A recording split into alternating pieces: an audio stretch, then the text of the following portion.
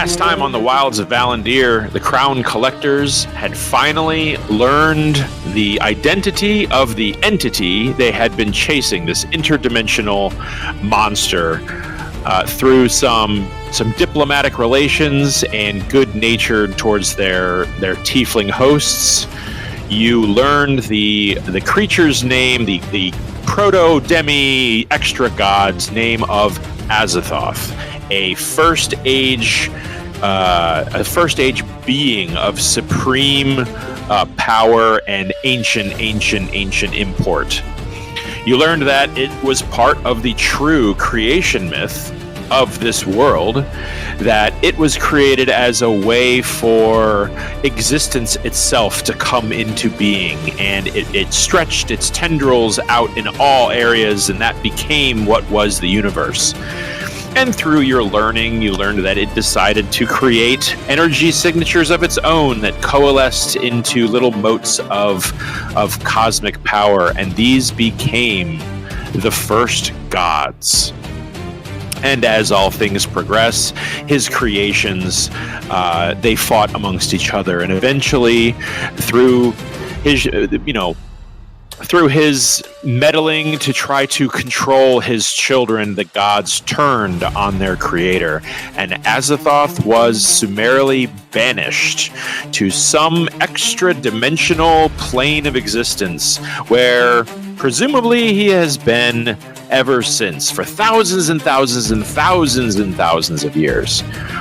And during that time, mortals had been created in the image of their prospective gods, and history just sort of played out as you all sort of knew it, with the gods themselves kind of claiming credit for their own humanoid races and warring amongst each other to this very day. It wasn't too long during your kind of lore dump that a package had come in, accompanying all of your weapons and armor, by the way. I'm sure you guys are all outfitted by now. Oh, yeah. That Kael'Zir, one of the Triarchy rulers of Anorak, had been accompanying you and a familiar face to someone in the party, a scholar of such matters, and a kind of a emissary between this level and the high levels of the government, Valeth, this vampiric, mysterious tiefling of knowledge and scholar. But and you had received a package addressed to. It had a note with the word CC on it, and inside you found a pair of dead blackbirds and a mottled gray and white and red stone. It was very mysterious, strange, and a note in a language you had never read before. Upon reading the note, with the help of some divination magic, the note read, "A gift for traitors and their lapdogs." And apparently the magic used in the divination spell to read the note was enough to trigger an invisible trap within the box of goods. And it released some sort of shape-changing spell, perhaps, causing the little objects, the dead birds and the stone, to transform into great beasts of strange make and aggression. At which point, said, enough of all this nonsense, and turning the large stone turned into a huge crab into nothing as he banished it to an otherworldly plane, so that you could all more easily deal with the two eye drakes that now currently float amongst the map. Where we left off was that Iona, having had some sort of run-in with her deity Talona, to the point where Talona had become angry with her and took her powers from her. There Iona stood, not necessarily helpless, armed with her dagger and an assortment of weapons at her disposal. She approached one of these eye drakes, and having no power and being sensed that Daunt decided to help the only best way he knew how. He saw his friend powerless and extended his powers to her. That means that Iona, you do get a 2 bursts of Eldritch Blast if you choose to use it. Yep. And at the moment, that's all you have. We'll just say that. So we're going to switch the music up to something a little more cinematic and start the turn order with Maven, as Iona's turn has just ended. Okay. So, all right. So to set the stage, everybody's on the map, correct? It looks like Daunt, Iona, and Baranor are over there with, it looks like a Bone Devil, but I need to change that to a guard. Okay. That's all the weird minis. Cozy, you will notice that your mini is also that of a brand new grizzly bear with leaves and stuff. All right. Yep, Maven, you're not too far away from one of the eye drakes, as well as Kervish and Koza's spirit weapon. What do you want to do? I would like to know if the eye drake over by where I am is flying or not. Yes, it is. It is about 15 feet in the air. 15 feet in the air. And that's like some kind of table. This thing right here is like a table or something. Can I get like a running start, jump off of it, and then like hit it? Yeah, that's some dope monk shit. I would love to do some acrobatic dope monk shit and like eventually get over here, but I would like to like jump up, do like a roundhouse kick to the face. Okay. Immense dope monk shitting. Yes, exactly. Okay. 14 probably doesn't hit. Thank you so much. But a natural 20 does. A natural 20 does. Bitch. All right. Makes up for it. And then 1d6, 30, and a natural 1. But it's okay. So let's do 12 plus 12 is 24. And then this one would be 16 plus 6 is 22, 22, and 24 is 48 points of damage. My God. Whack. Whack! Okay, so that deserves a little extra attention. So, you know what? I'm just going to go ahead and nerf myself because that was a pretty awesome hit. And the fact that you purposefully put some dope monk shit in there, I'm going to say that you inadvertently stunned it. Oh, yay! I love that. It does have a thing that aberrantly... No, that's not it.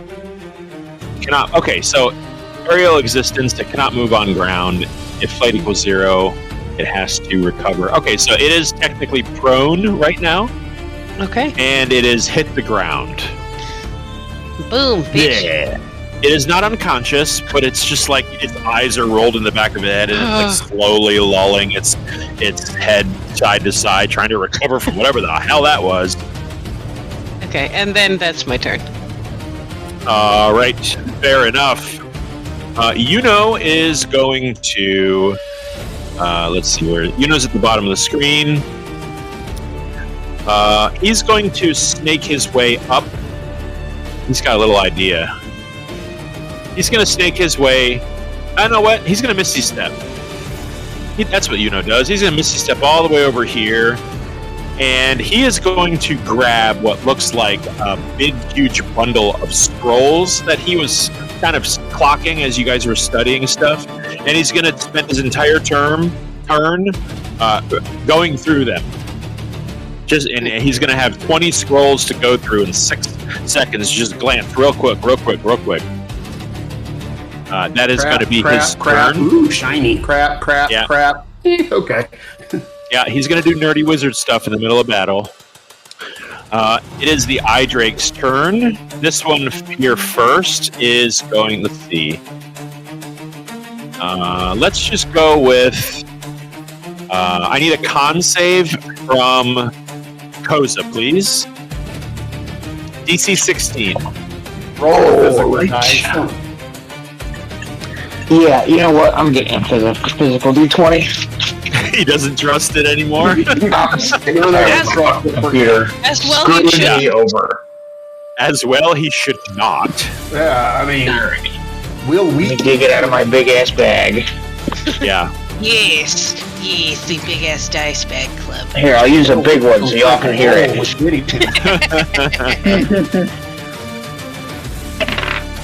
There we go. I love that. 8. Oh, Oh, no. wow. I think There's a I'm cursed, difference. guys. I think it's me. Oh, man. So here's what happens. One of the creature's wings swings in your direction, and one of the eyes begins to glow with this kind of pale yellow gray light, and just bathes the entire area where Koza's standing in pale light. And you see Koza just kind of freeze in place. You are paralyzed. Yay. So sorry. Seeing you as not a threat, he is going to turn and swing with his other wing.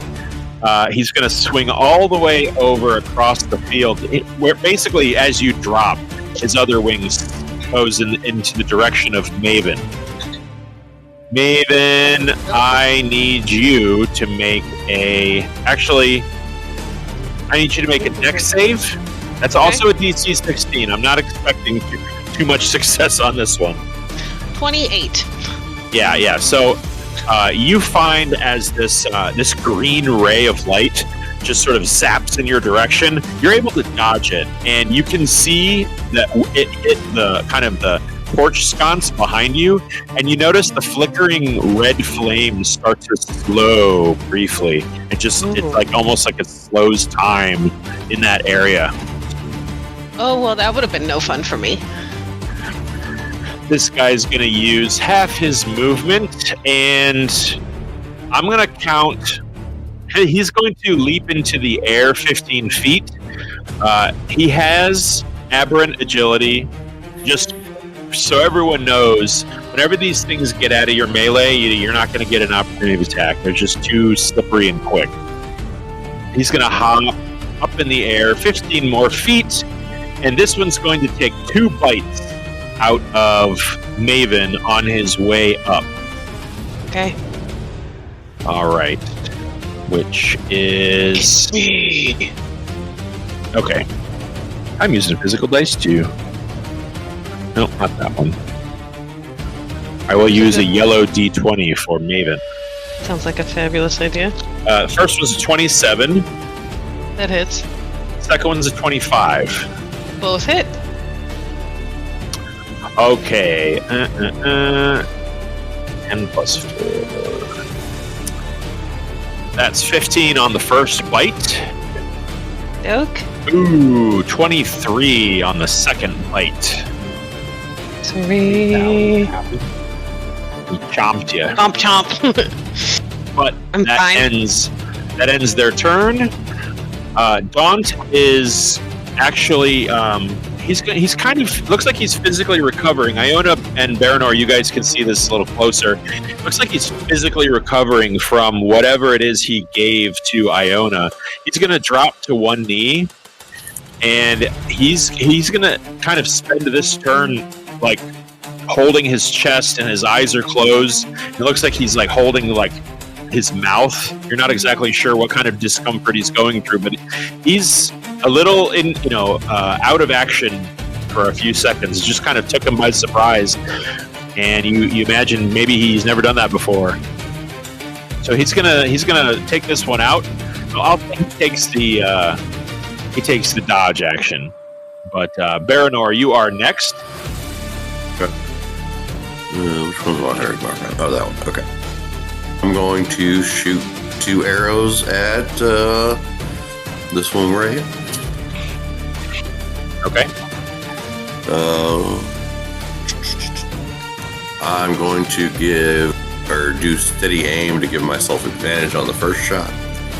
Advantage. Boom. 25 to hit. Yes, that definitely hits. Okay. 9 points of piercing, and then we do our snake attack damage, or Hunter's Mark, which is on there already. 2 plus sneak attack. Ooh, low rolls. Alright, so that one attack does 23 points of damage. Second attack at regular, and that's a nat 1. Oh boy. And Luna will take the dodge action, and that's my turn. That's your turn. All right. Well, you hit it. You definitely hit it. You guys are ripping these things apart, by the way, just like black crow feathers flying all around you. And those of you who are near can see those black feathers. Once they get torn free of the eye drake, they waft to the ground, hit the ground, and start to turn to ash and blow away to dust. Koza, you are paralyzed. You're not turned to stone, but I do need a con save from you to try to get out of this. It's just a DC 16. All right, 17. Okay. All right, that's your turn, but you are free. Yay. Yay. Kravish with Iona bringing up the rear. All right. So I can match him because I've still got my draconic wings out. So I am going to stabby stab. First attack. When it's still that's a nat 20. Ooh, boy. So let me break out a pen and paper because some smites are going into this as well. Yes. Oh, yeah. Fight. All right, so now for my damages. Just the straight weapon. Shitty ass rolls. That's 7 piercing and 3 radiant. Now, do I re-roll the dice or just double the numbers? You just double whatever damage dice you got. You just double that. Okay, so that's going to be 14 and 6. And now for my bonus action, Divine Smite, which will be at 3rd level. 13 times 2, which is 26. That is 46 points of damage. Yes. Yes. Fight. All right. The two of you, Maven and Kravish, have battered this thing. And it's just not enough to take it. This thing falls down out of the sky and lays down right where it was when it took off. It just kind of gets up, bites Maven a couple times, and then you stab it to death. So we're gonna call that one not moving. GED.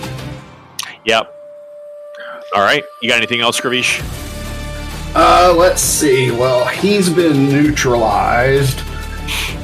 So I'm going to take my movement, all 30 feet of it. I'll make it to about here. And during the time that I'm moving, is it okay for me to switch to my crossbow? Sure. So I can get a second attack off with my crossbow? Yeah, that's fine. That's 16? A 16, I think that hits. Let me check real quick. That does not hit the eye drake. Does not hit the sorry. eye drake. Okay, that's fine. No. Just kind of sails over his head. Well, shit. Yeah. All right. So that ends my turn. Okay. Iona, it is your turn. You are filled with a strange power that you've never felt before. You felt divine energy. This is different. It's dark. Oh. It's strange. It tingles, and you're not sure if it's in a good way. But it is your turn. Is this in the air or is it on the ground? It is 15 feet in the air. Okay. I am going to look down at my hand and I'm going to say, no patrons. I am waiting for a god. And then I'm going to raise my hand and aim at this thing and try to expel all of whatever the hell is in my arm. I don't want any of it left. Okay. Make 2 Eldritch Blast attacks. Yeah, one second. I'm looking something up to make sure that I might just do a generic ranged spell attack and then do the damage separately. Yeah, it'll be a simple 1d10 Eldritch Blast. You can use your wisdom. Yeah, I'm just gonna do basic spell attack, and then I'm doing it as spiritual weapon because I think that's just my spell attack, and then do it again. Oh, okay. So that's a 23 and a nat 20 for a 30. So then that's Whoa! Look at us. it's D10, right? Or is it multiple D10s at higher level? I don't know. I've done an Eldritch class before. The Daunt's level or her level? It would be Daunt's level based on what he's done. Okay, yeah. So you actually get 3. Oh, okay. Right. I'll do one And it's more. just 1d10. Okay, yeah, so 1d10 each time, but I'll double the one for the crit. Yep. Okay, so that's a 21. That also hits. So all 3 of these blasts of green and black smoky energy impact on this thing. Okay, so that's a 6, another 6, but doubled for 12, and then roll 20 won't actually show me what that bottom one is. It looks like a 5. Yeah, I can't see it. There's something in the way. I'll take it from you that it's a 5, so that's going to be a 23 altogether. All right, yeah, boom, impact on this thing, blasting bits of its brown flesh and feathers all over the room. You don't quite knock it out of the air, but you definitely spin it around and tear open a big wound in its side. Okay, and I'm going to stay where I am. Alrighty. Maybe I will just move to be within Cravicia's aura. That could be useful. Okay. All right, Maven, you're up. Okay. Now I'm gonna run all the way over there. And can I do more dope monk shit off of Koza to hit the other Idrig? I don't know. Does Koza's bear form consent? Where's that? That's the one I want. There we go. So I end up over here. I think I can't tell. It's hard to see the squares on the table, so I think it's there. If not, I apologize. And then I'm going to again spend another key point or focus point, as they're called these days, to whack it. A natural 1. You know what? You can have this luck back, Koza. I don't want it. And then a dirty 20. 23. A dirty 20 will hit. 3, 24. One more. And a second natural 1. Okay. I'm gonna get new dice. So 3, 8, and 8. That was exciting. 16 and 11 is 27. Almost at 25. So it'll be 27 points of damage. All right. Yeah, that'll That'll definitely ring its bell. That's my turn. That's your turn. All right. Yuno is going to finish his scanning and go, all right, everyone look out. And he's going to take one of the scrolls. He's going to read it real fast in Draconic. And you see his hand, his right hand, just get covered in frost and begin to form this huge transparent snowball the size of a watermelon in his hand. And he reaches back and he fires it across the room. It sails over Daunt's head, Baranor's head, all the way across the room and impacts, bam, into the Eye Drake's space, covering him in frost. That is going to be... I just got to hit him. All right. He's got a pretty high attack mod.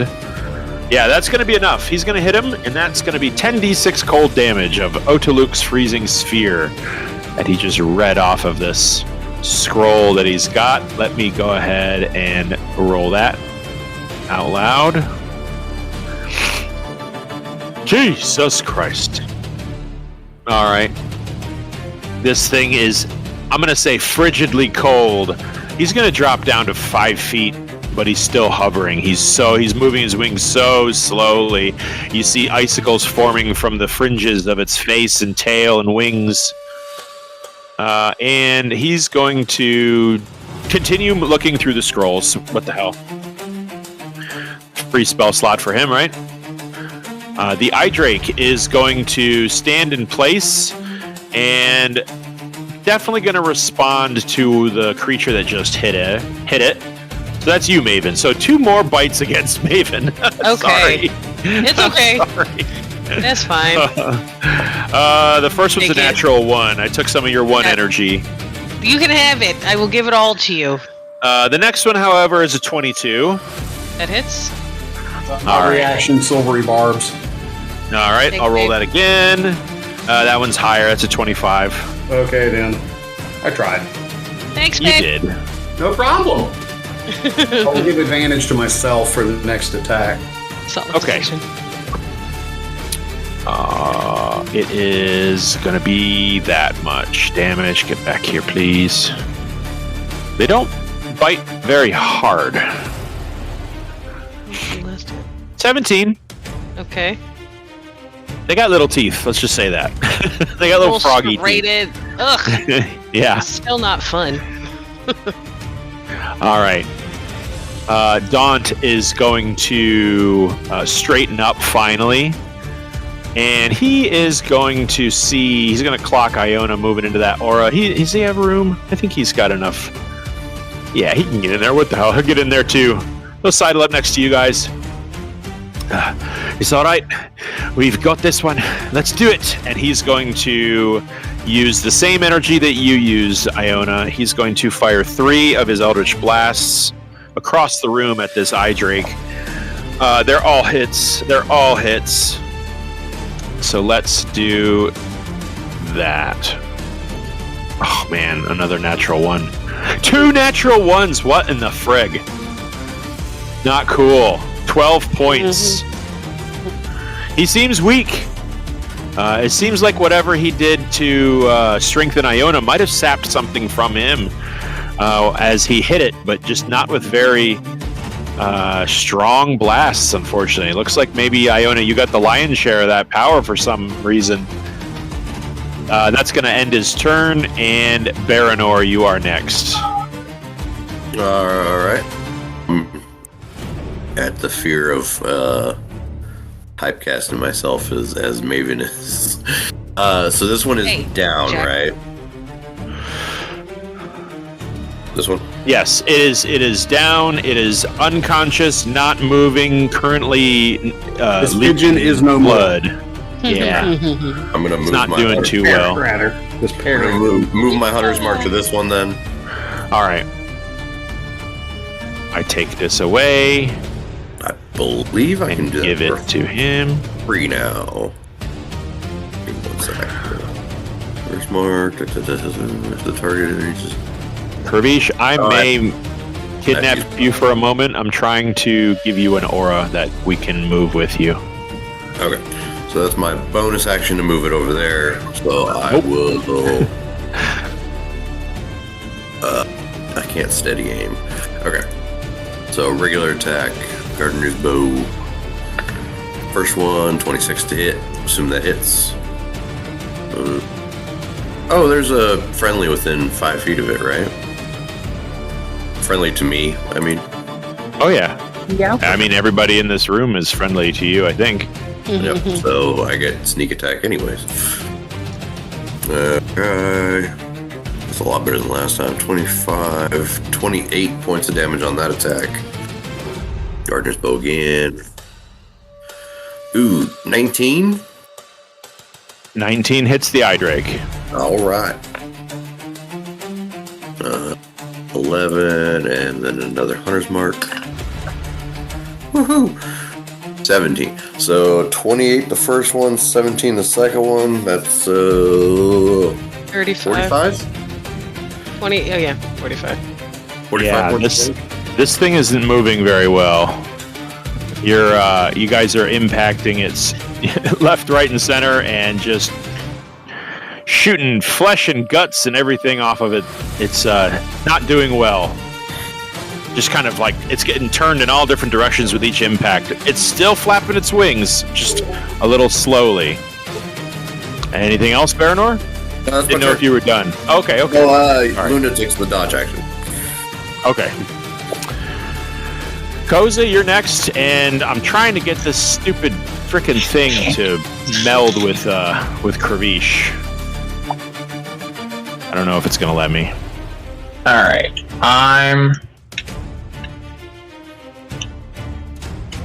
This thing's still 15 feet in the air, right? Yeah, no, it is now currently 5 feet. It is even with you. Okay, I'm gonna swipe at it then. Yeah. So that's gonna be +5 to hit. Are you what is with a natural 1? Oh, no. my god. No. What is going on with us today? I do get 2. Okay. So, let's see. That's much better. That's a 22. 22 does hit. Right, I don't know. It's not working, Kravish. I don't know what the hell the problem is. Okay. These I don't care if I roll on my computer. That's +4, so 6 points of slashing. And then, let's see, how far can I get this? About there. Screw it, we'll move it. So I'm gonna move my spiritual weapon to about there. And I guess that'll be it. Okay. All right. Kravish, I don't know what the problem is, but it won't let me do what I want to do. So you're going to be little teeny tiny, and I think I got it's 10 feet radius, right? Or is it 15? That's correct. Yeah, so now it's the right size aura. Tiny Kravish. Okay. All right, so I'm gonna come around to here, and I am going to be the righteous fist of my god. And that is a dirty 20. That will hit. Oh, nice rolls. 19 points of total damage. 9 piercing, 10 radiant. Okay.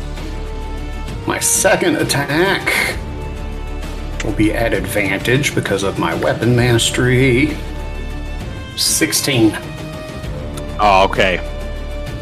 Your attacks from Anthem's Edge, gleaming with radiant light.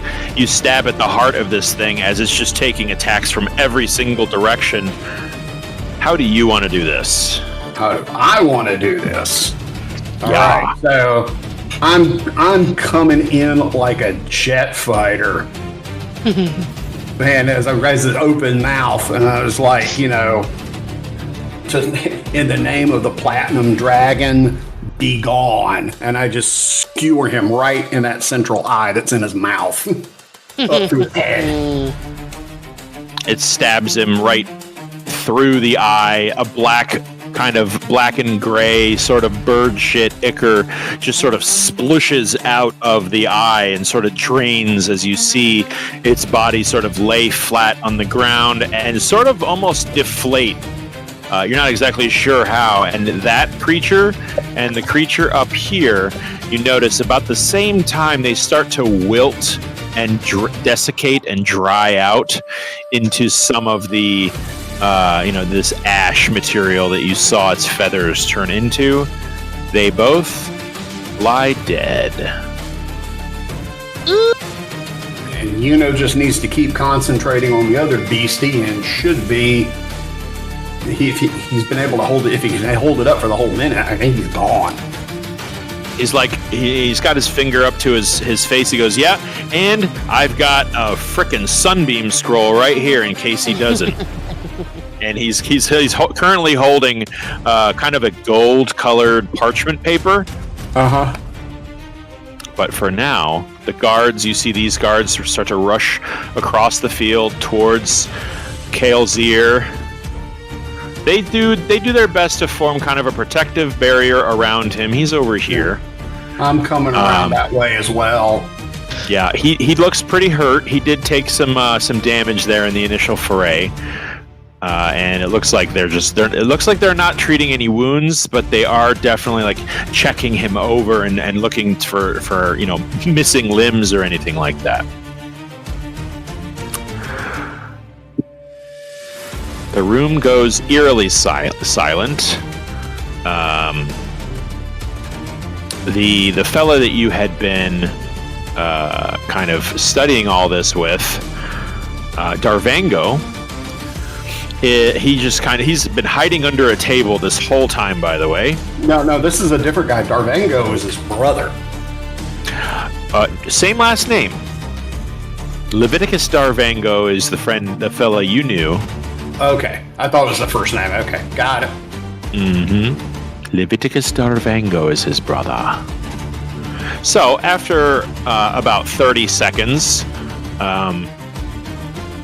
Yuno is just kind of looking around going, all right, I think we should probably, if it's going to come back, it's going to show up right up here. I think we should position ourselves just in case it does.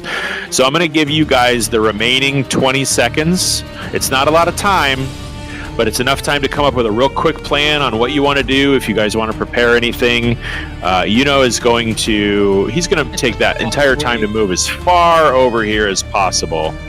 Okay, so it's going to be like a... Oh, I don't have the right stupid fucking thing on. Like, I'm right over here. Like over here? Perfect. I'm gonna scoop up my dagger from where I left them, and then I might see if I can borrow just like... I'm gonna say 2 more daggers from Valandiir, just in case. Yep, sounds good. He's like 77 of them. Valandiir looks like you might have given her. You might have given her the dagger bug. Hey, It he hits knows us a all, place where you trust can me. get them. Thing is, he already had it.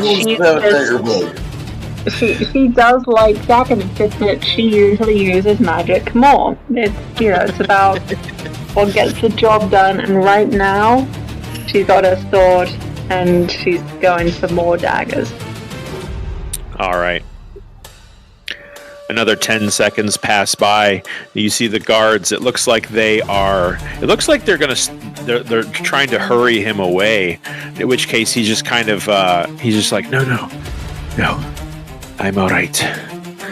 I'm okay.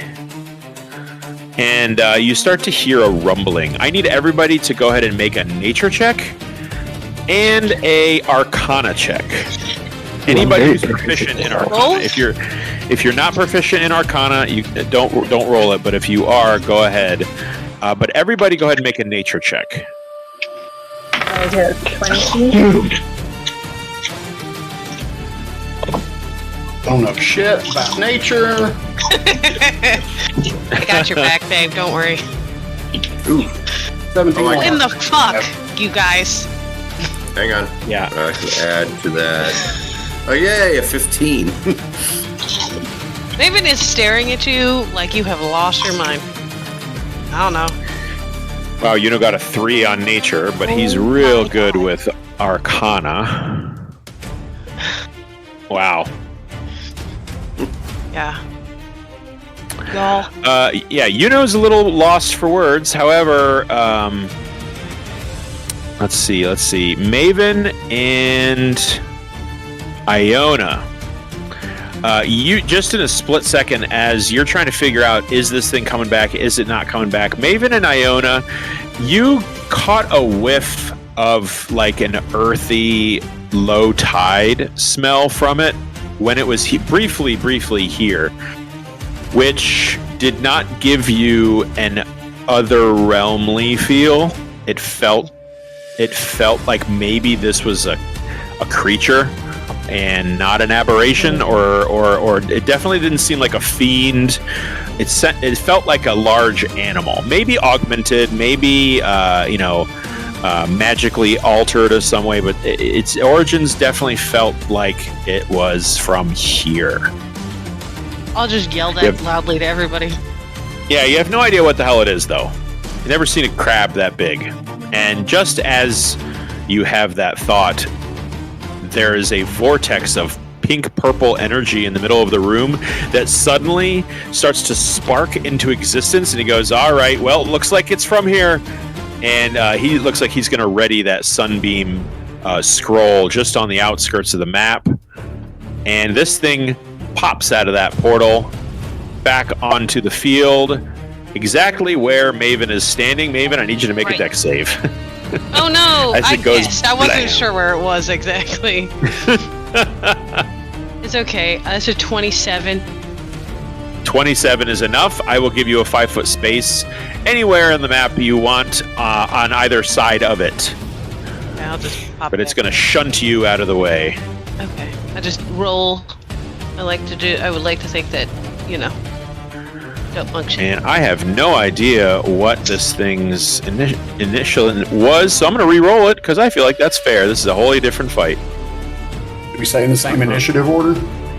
Oh yeah, we're keeping it. Okie This thing dokie. is a terrible dex. Oh no! We're so sad. All right. Let me give her a turn. We'll redescend the list. We left off with Kravish. Okay. No, who was the last? Oh, that's right, because I impaled. That would have been the end of my turn then. Yeah. You ended it. Yep. Okay.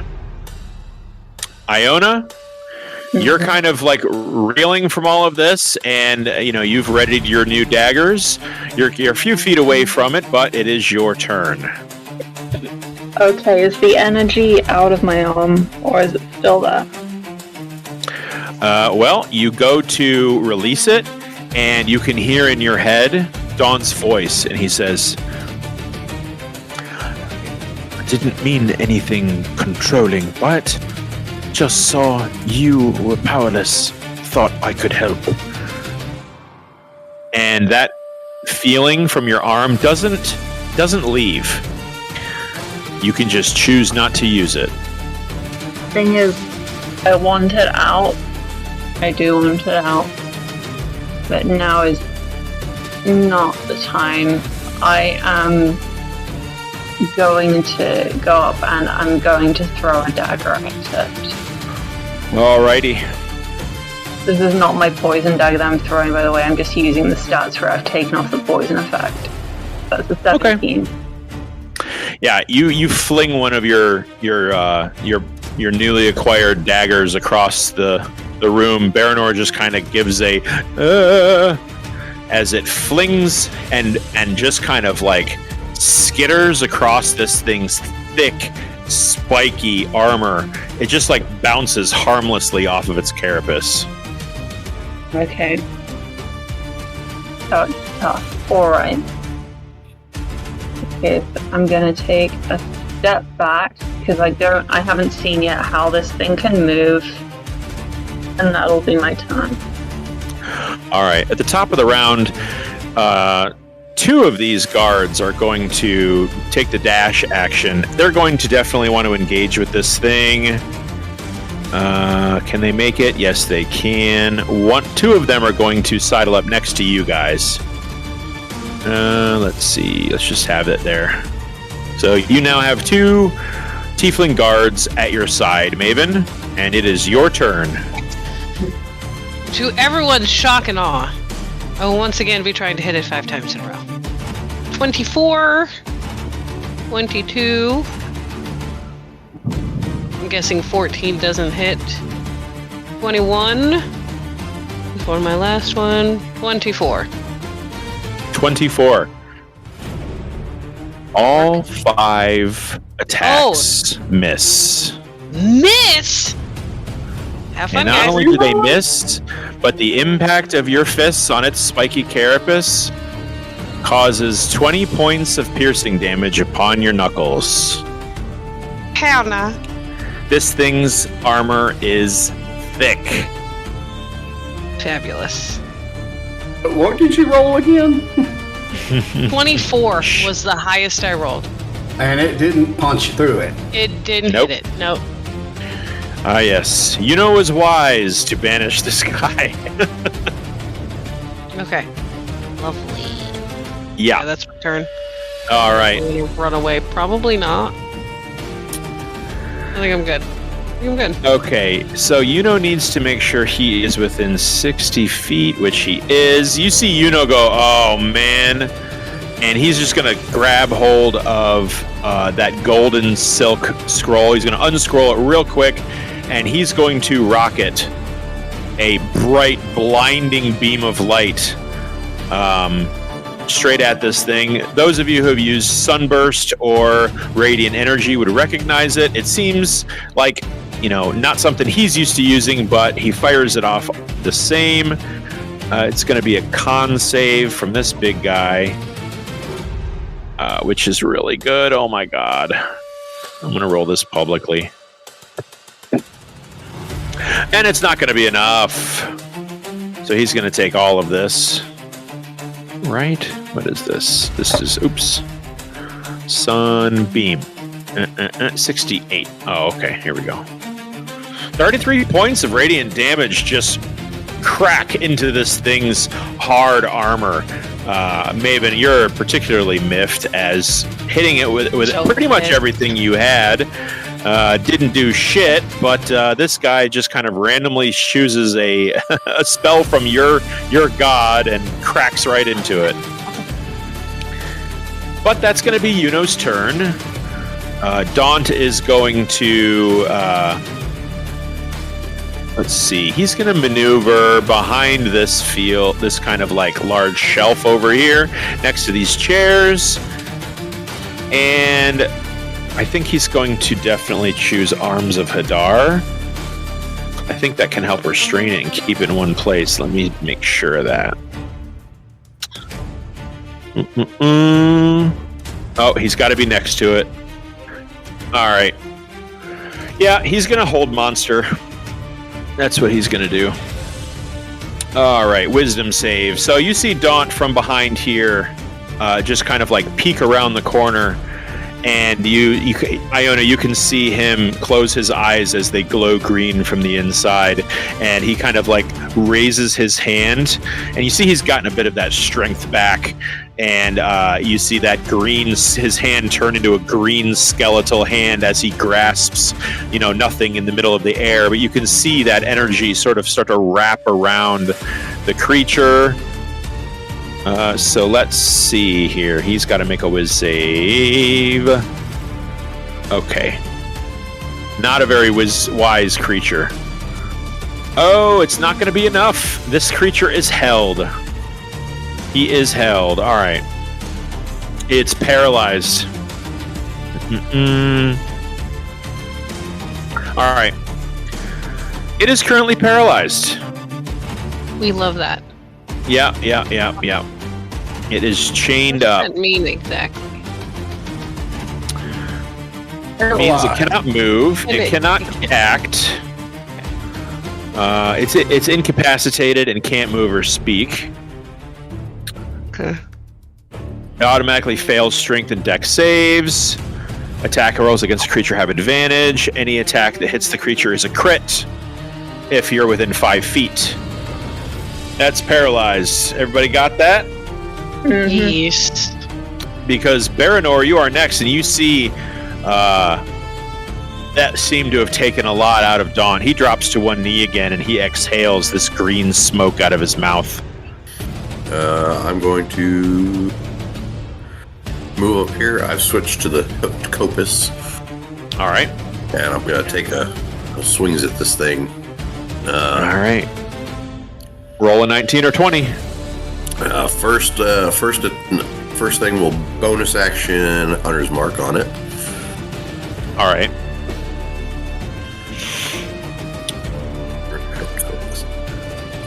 Where's the damn thing? There it is. Way down here. Only a 16, so that doesn't hit. Ting! Second strike. Oh! Okay. Just hitting a rock. Wait, is that with advantage or is that? Yeah, you get advantage on these attacks because he's held. You get advantage. I'll count both of those rolls as the first attack. Oh, okay. So that first attack just glances. I mean, it's like hitting a solid rock with a sword. Oh, okay. I didn't read that part of the thing. Okay. Cool. Then this will be my second attack then. Yep. Alright. Oh, come on. Nope. Yeah. Nothing. Like I mean, it's like you're just crashing your sword into a mountain of just frozen crab shell. Luna takes the dodge action. That's my turn. Okay. All right, this thing's gonna make another save here. Let's see. Target gets a new save at the end of its turn. Okay. Let's try it again. He's got to roll real high to get out of this one. Daunt might have just fixed this fight. Yeah. That's not going to be enough. That's the end of its turn. It's still paralyzed. Oh, no. One time I was playing D&D and my DM completely hamstringed his own bad guy. All right, Koza, you're up. Alright. I am going to use a bonus action to drop my wild shape. Okay. And then I went to all that trouble to make you a bear mini, too. On the big crab thing. All right, you're a 13. Let me just fix this real quick.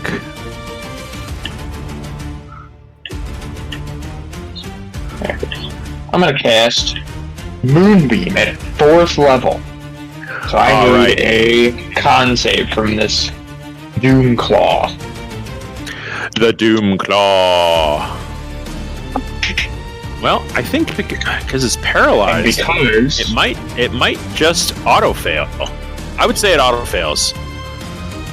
I can't justify making you having it being able to withstand that. Alright. Then it's going to take all 4d10.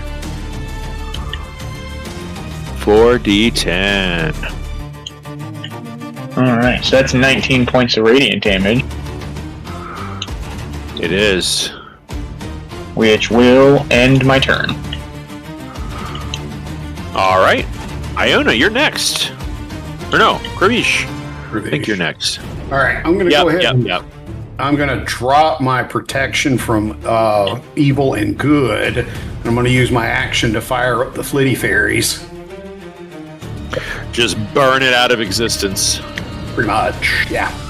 All right, that's a whiz. That's an auto fail. It's gonna automatically fail all of this. So that's 19 points of radiant damage. All right. So noted. Uh-huh. And I am going to go ahead. Well, no. I'll hold where I am. And I don't think I got. Let me see for a bonus action. And I am going to look over, give Maven a wink and a you got this, and I'm going to expend a Bardic Inspiration die for her. Thank you. Welcome. What is that? A D? What? It's a D10. D10. I'm like, I think it's a D10, but I'm not 100%. If you fail a D20 roll, you can roll that Bardic Inspiration die and add it to your total. Lovely. Will accept. Thank you. Write that down. All right. And thus endeth my turn. All right. Now Iona gets to go. Yeah, I mean, I can't imagine this is gonna hit, but I'll do it anyway, so I'm gonna do 25, 30, and swinging it with my sword. At least I would if I could get it to there. And it's not. Oh no, wait, advantage. 14 is still not gonna hit though. And that's gonna be my turn. Oh, boo. Yeah, I mean, it's not moving, but like you saw with Barador just hacking away at a frickin' anvil, it's its carapace is way too tough. Just seems to repel everybody's melee attack. The area of effect spells seem to be doing it, though. Side-eye. This motherfucker over here. This motherfucker over here. There you go. I can't. I'm trying to figure out what I can do. All I do is run and bonk things. I know. It makes most of the time everything super easy. However, not. What about one of your sunbeams?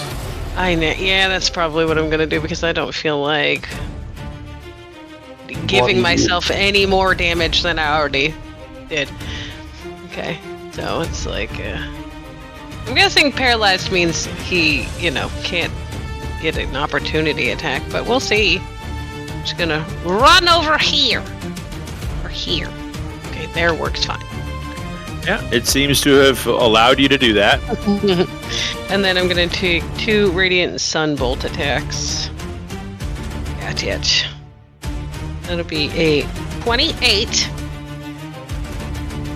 A 28 hits. All right, And those 20. both hit. We love to hear it. So that would be 9 and 10. So 19 points of radiant damage. Boom! You blast open little sections of its. We'll say its undercarriage seems to be perhaps its most vulnerable spot. Little tiny, little concrete, porcelain, ceramic pieces of armor get blasted off of this thing.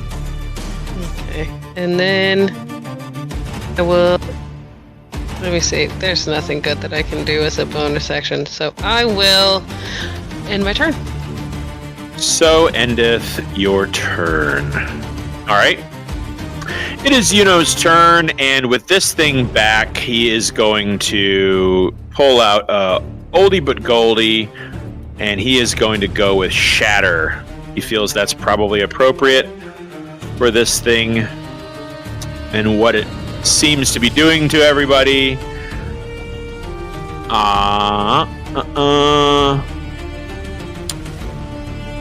Okay, let's just see. He would definitely try to strategically place this. Koza, you're not deleted. I'm trying to replace your mini, and I might just give up and keep you as a bear. Because for some reason, I don't have your mini on this computer. I don't know why. I'm going to definitely fix It's that. okay. Oh, wait. There's a bunch of them. But that's not... Why are there that many of them? That doesn't make any sense. It's like Roll 50 of you. Oh, my God. Hold on. Roll 20 chooses the bear. Roll 20 chooses the bear. That was so fucking funny. I'm cackling. Yeah, I'll fix that after that. Okay, so it is currently... So it's going to fail this. So yeah, all right, let's see. 10-foot radius of where he chooses it. Oh, he's going to have to... All right. Yuno is going to pull a Yuno move. I feel that Kenny would definitely approve of this. He's going to center it on the stained glass window behind this thing. You all hear this rumbling, and then this kind of twisting warp in reality as you see the bars of the stained glass window kind of twist in a spiral, and all of the glass in this window shatters and breaks outward, and you watch the back of this thing also sort of break and shatter like a shock wave that slowly moves from this central point behind it, and just sort of like these strange geometric cracks just blister and splinter this thing's armor, and it just opens up this huge cavity of white Icarus material behind it, and it would scream if it could move. Although I don't know, I don't think crabs scream, but this one would scream. I don't want to know what sound they make. It's like that.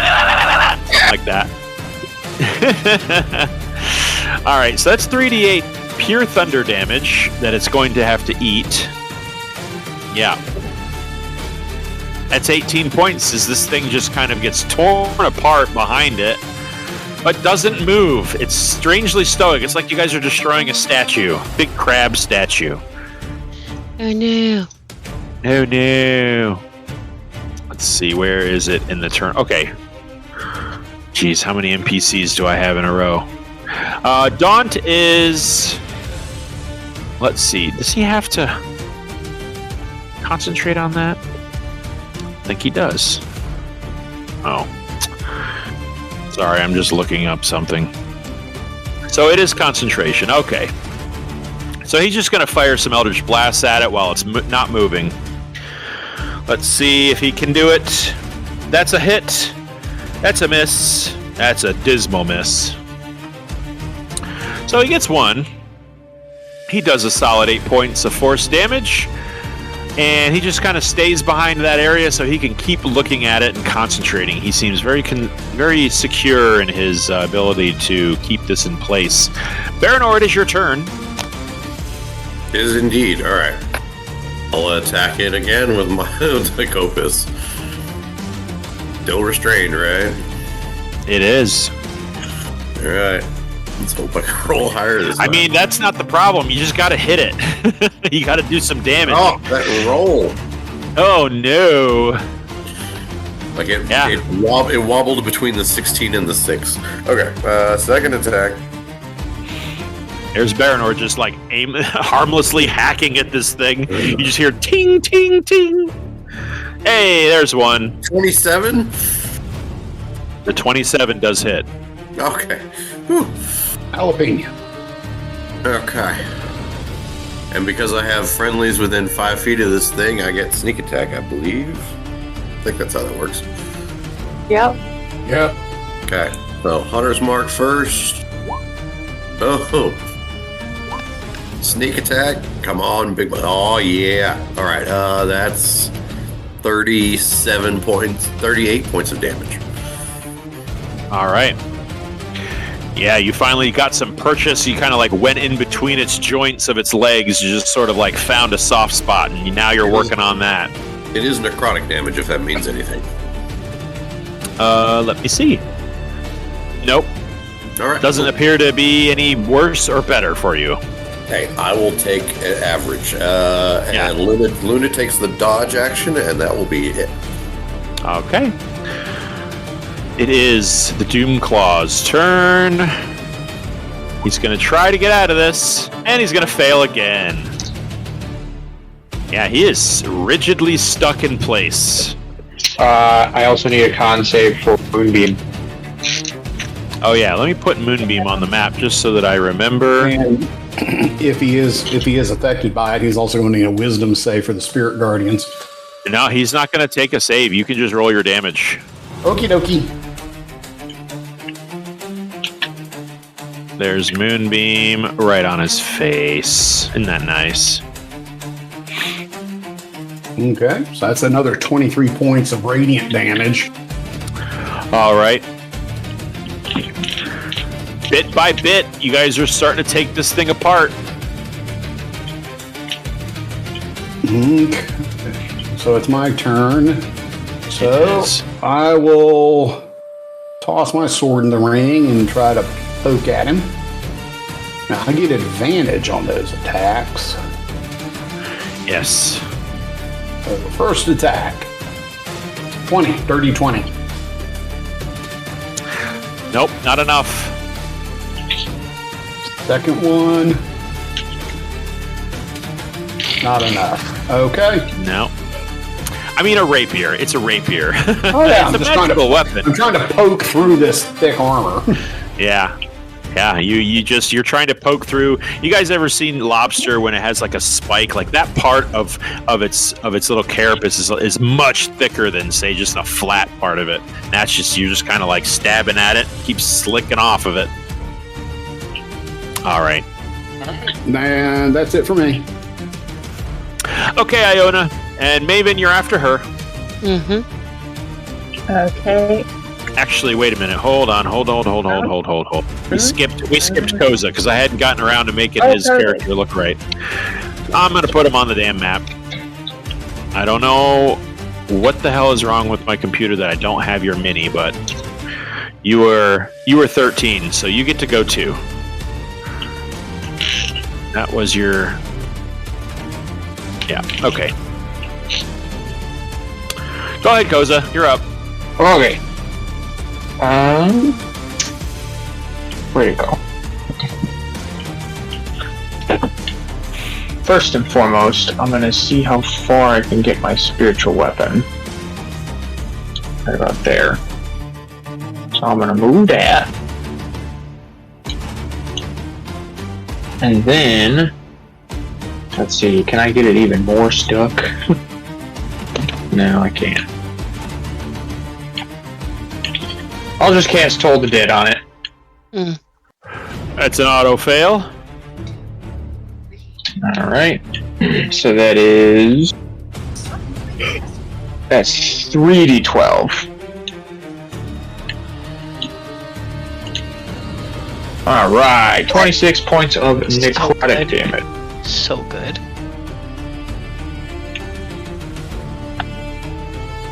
All right, 26. Yeah. Your moonbeam. Does that do damage on my turn or your turn? Moonbeam does damage on your turn. Okay, gotcha. Okay. All right, Toll the Dead. There's your big, huge spectral bell just sort of crashes right into its carapace above it. That's it.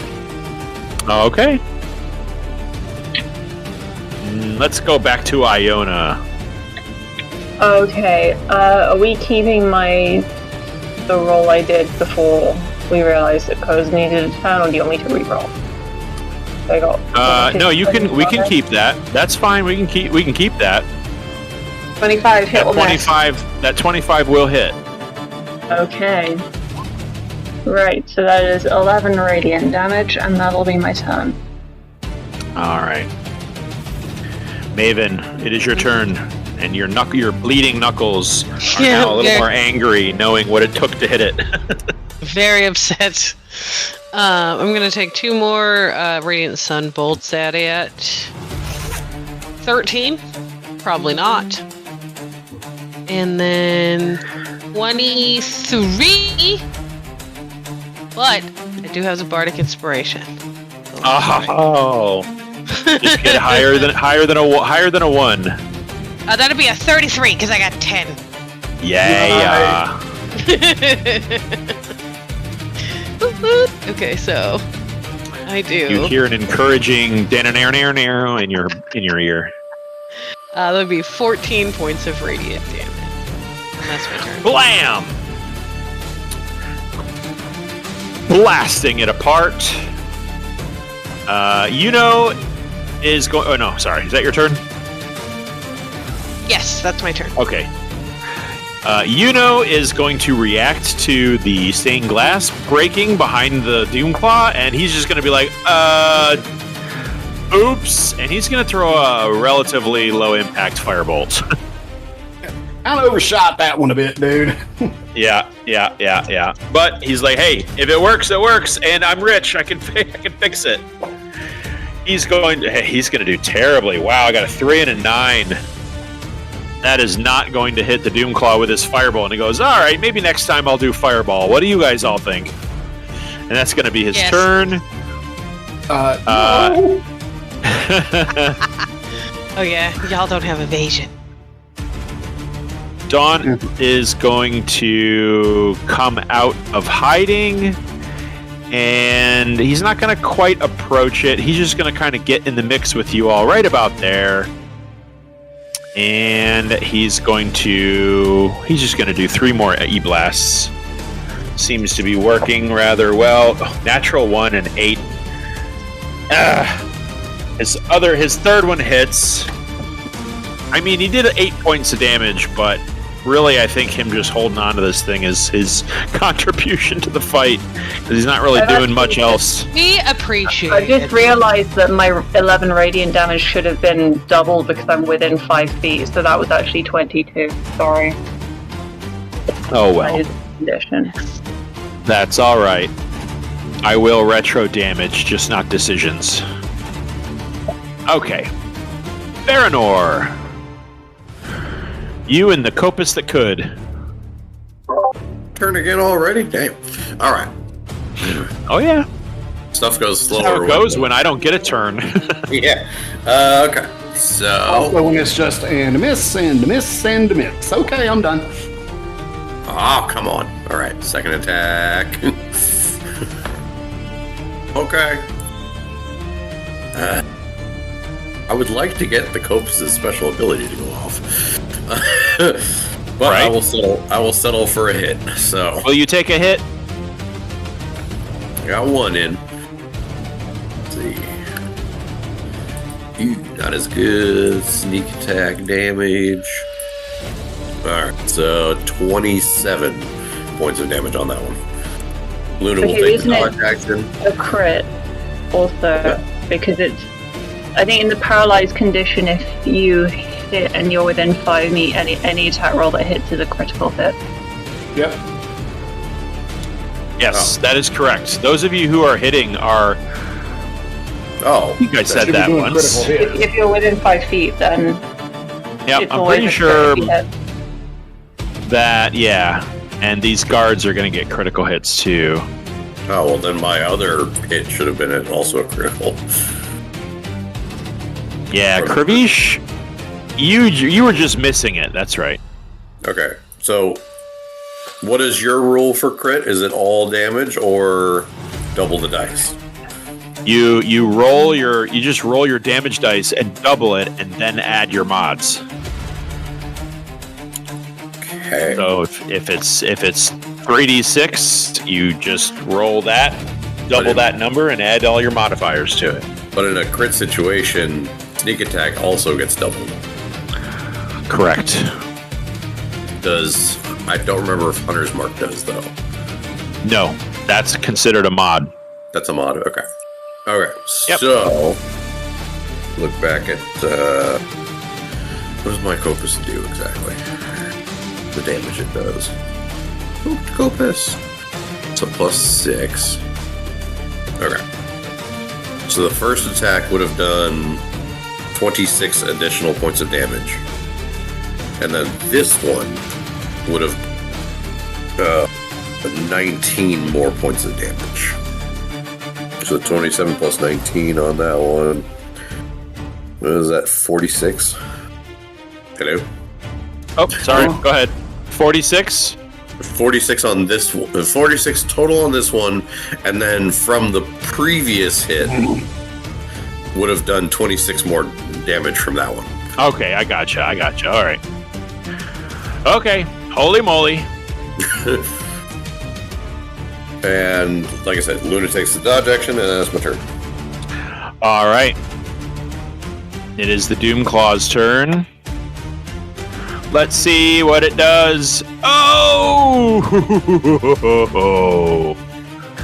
The Doom Claw is no longer held. Damn it. It breaks free from its imprisonment and promptly ends its turn. Let me roll its damage from the Flitty Fairies. Yeah. Hold on, I gotta move the Moonbeam. Just a moment. Alright. Woo! 31 points of radiant damage. Okay. Alright, it's gonna take all of that because up to that point it was still paralyzed.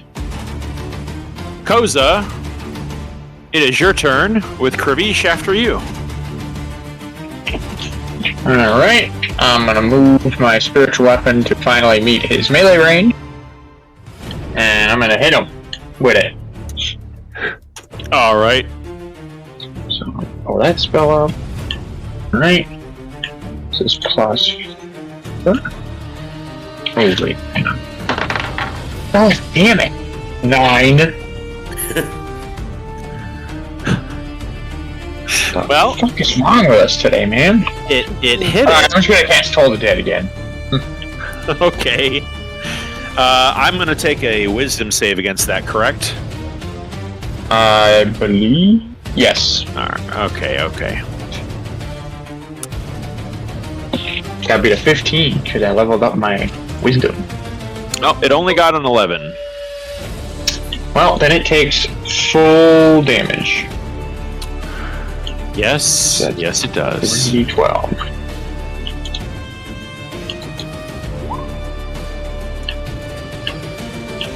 Okay, 13 necrotic damage ain't bad. But once again, right. that's it. Hey, it counts. Oh, yeah. Alright, Yuno is going to square up and cast Lightning Bolt. Yuno is all the way down there. I'm sure he can still hit this thing. Yeah, no problem. Aren't there still a couple of people in between him and between? Are there? Koza? Oh, yeah. What am I thinking? No, there's way more people. Yeah, I don't know what I was thinking there. I think I'm just getting ready in my head. Apologies. Let me reset my brain. Kravish and Iona, you guys are next. So I am going to go ahead and take the attack action. My Fleety Fairies are up. I am going to use one of my paladin traits to use an Oath of... Well, no. Can I? I cannot take because I have expended both of my channel divinity. So scratch that. We're just going to... pokey. All right. 26. A 26 hits. All right. So that is 5 points of piercing, 5 points of radiant, plus 22 points of additional radiant from divine smite. All right. Attack number 2. Attack number 2. Which will be at advantage. He is no longer paralyzed, so that would be just a straight roll. No, actually, because of my weapon mastery. Oh. Well, aren't you just special? Yeah, it doesn't matter for naught. Didn't hit him. No. Right. And I'm just going to stay right here in his face. And for bonus action, I'm going to look over to Baranor's way. And I'm going to go, I know you got this in you, man. And we'll give him a bardic inspiration as well. Appreciate it. Nice. All right, just in time too, because this thing is going to... It's a D10. D10, gotcha. Yeah, it's just in time too, because this thing is going to jump up into the air and land on the ground with a force that pretty much shatters the desk it was standing on. I need everybody standing around it except for Maven and Daunt to make dexterity saving throws, DC 18. No, I'm in the air. Yeah, you're fine. Well, how high are you? Like about... Because you're 5 feet away from it. I'm 5 feet away. I'm also probably about 5 to 8 feet above the ground. Yeah, he's gonna catch you with this. Huh? He's gonna catch you with this. It's a 10-foot radius away from his cube. Okay. Just remember, if you're within 10 feet from me, you get a +4 to that save. Oh, okay. Dex save DC 18. I'm gonna roll 2 saves for my guards. One got a natural 20, the other one got a 5. Not great. Ignore that roll. Okay, 22. All right, so you guys are going to take half of this as he performs a legendary shell slam.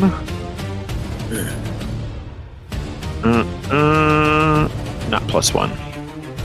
All right, so that's 10 points of bludgeoning damage to everybody here, Well, except for one of my guys. One of my guys, he failed. He takes 20. not me. You have evasion. I do. All right, Iona, it is your turn.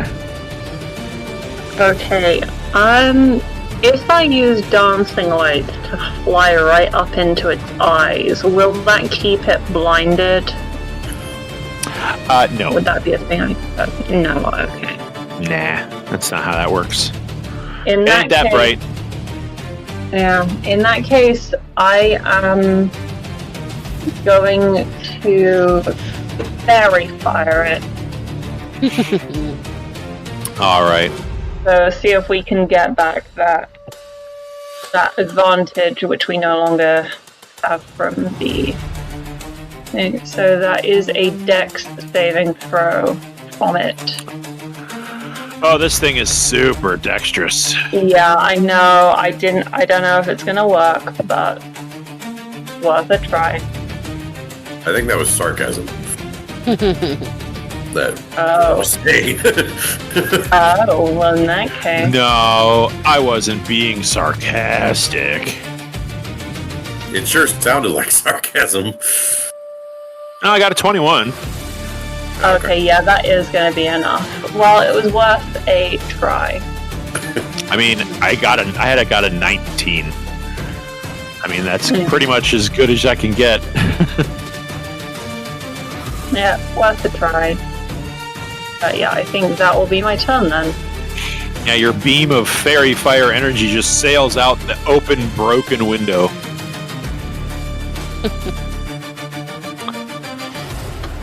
Maven, it's moving again.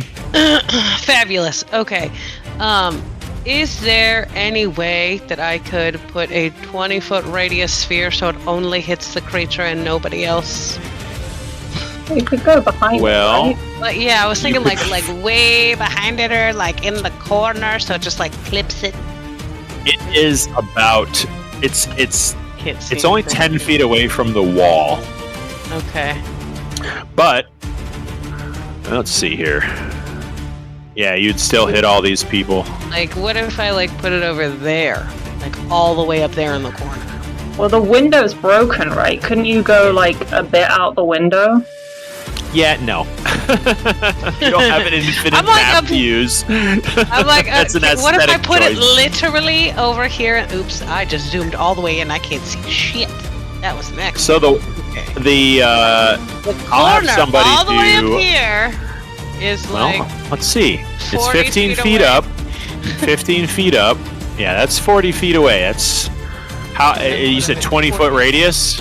yeah. So I would need it to be 40 foot away. So if I put it all the way up there in the corner, Well, 40 feet away is still 40 feet away. You're trying. What is it? An area of effect? yeah. Okay, so what the radius is 20 feet. So you would, if you did Yeah. it 40 feet away, you would have it would Okay, end like I'm on. here. No. You'd have to do it like up here. Yeah, I'm trying to like do it like up in the rafters so that when it All comes down, it just clips him on the side and nobody else. That's all I'm doing. I'll allow it. Considering you have Okay. no allies on that side of the crab, I will allow it. Okay, thank you. I would like to do a steering shun burst. Is a Constitution save of 18. All right, finally, I get to use one of my good saves. Hey. Is what it is. Yeah, this is. You're not gonna like this. Sorry. Oh God. Jesus. 32. Yeah, he's got good con. No shit. Doesn't have anything else really, except for strength. He's got pretty good strength too. That Good to know. figures. Okay, well, that's my turn and nothing happens. Damn. A very bright. They don't even take half from that? No. That's what I was reading. That's what was taking me so long, so I was trying to read. Lurker save. All right. Yuno is now going to do his lightning bolt. He's going to fire it, and he's going to get its Wow, he's going to miss. Damn, missed. He's here to missing. Never misses. He does fireball most of the time. Jesus. Well, he rocketed this thing. It just angled just off of his armor enough to strike the wall behind it. And he's just going to be like, damn. And he's going to feel humility for the first time.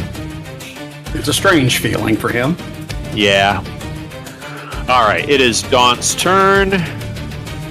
Let's see here. You know what?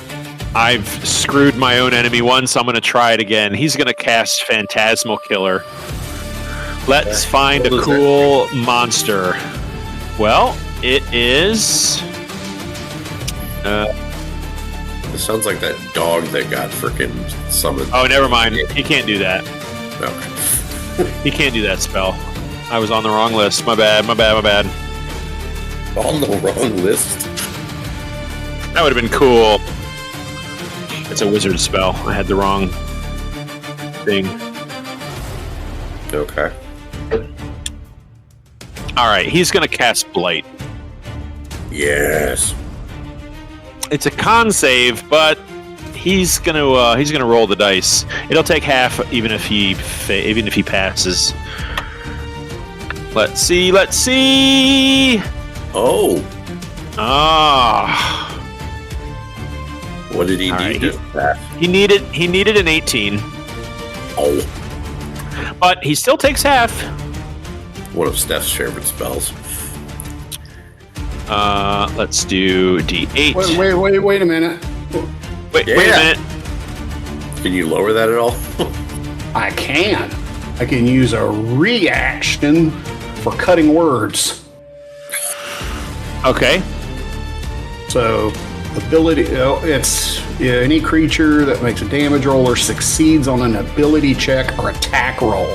Oh, that doesn't count. It's not savings throws, unfortunately. Yeah. Oh, well. It's an ability check or an attack roll. Yeah, it was worth a shot. Yeah. It was. Valiant effort. But he'll take 13 points. He'll take 13 necrotic as this creature's carapace, which is already, by the way, cracked and bleeding, this black and white slime out of various wounds and impact craters and things like that. You start to see that red and white speckled mottled look start to gray and grow dry and crack further. It's not looking too good, folks. It's starting to really, really take some wear. Baranor, it is your turn. Okay. Turned off advantage, so just flat out rolls here for the Copus. Let's go. Oh my god. Oh, damn. It finally happened.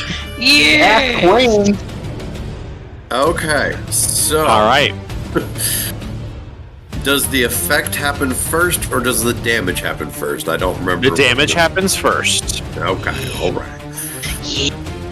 Oh, it's a con save anyways. You're probably going to pass that anyways. Let's see. Okay, so... Oh, I hate that Roll20 does this. Okay. So it was a 6 on the dice. So that'd be 12. Plus another 6 for the modifier. So that's 18. We'll do the Hunter's Mark because that doesn't get doubled. 21. And now the sneak attack does get doubled. 4. So 61 points of damage. Oh, okay. And then it has to pass a DC 15 con save. All right. It needs to roll a 1. I have to roll a 1. Okay. I have to roll a 1. So good luck. Yeah. Ah, we're way off. Sorry. No, it's okay. I think listen, where's the 17 on this die? No, it wasn't even close to a 1. Okay. Second attack. Let's see if I can replicate the magic. Not even close. Okay. Nah. So just that one. Luna will take the dodge action, and that will be my turn. Baranor, I swear I was pulling for you. Yeah. Hey, the amount of times that the Hocopus's ability has actually gone off has been far I know. and few between. I know. And I gave you a 19 and a 20 too. I know, and I don't, and it rarely happens. I don't know. But that was an insane amount of damage. Anything else? No, I said that was my turn. Oh, okay. After Luna takes her dodge action, that was my turn. So the Doomclaw is going to be really pissed at you over that one.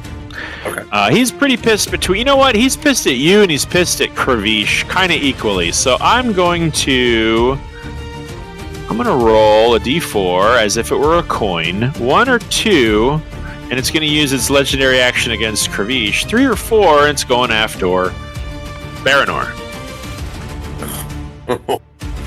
All right. Kravish, you win. The Price is Right. The Doomclaw settles slightly. Its erratic movements kind of slow, and it kind of leans down and looks right down into your soul, Kravish. I need you to make a charisma saving throw. I know, crazy for you. You got to beat a 19. Thank God this was Kravish and not me. 6. Yeah. It's going to be good enough. That was its legendary action. It's going to now act on its turn, and it is going to stay right where it is, but... Alright, it gets 2 claws and 1 stomp. One of its claws is going for Baranor, the other is going for Kravish. And I think the stomp will be on Kravish too. I think it makes sense geographically. Okay, so that is... Its claws are... Alright, Kravish, here is your claw attack. It's a 32. Fuck. Okay. Baranor, here's your claw attack. That's a 27. Yeah, that just barely hits. No, I'm kidding. Uh-huh. Yeah, it just grazes. Yeah. And its piercing stomp on Kravish is only a 21. I'm gonna cutting words that. Is that a reaction? It is. You used that reaction before your turn ended, or before your new turn, I believe. No, because I couldn't use it. I couldn't use cutting words because it was a because it wasn't. It was a saving throw. All right, so you're going to reduce that. Yep, reduce that by 9. Damn. Yeah, that won't hit. Nasty. Oh, excuse me. Why does it say that? This is a deck save. This is not a to hit. The piercing stomp. Sorry, man. It's an 18. I don't know why I have it written plus 15 to hit. Huh?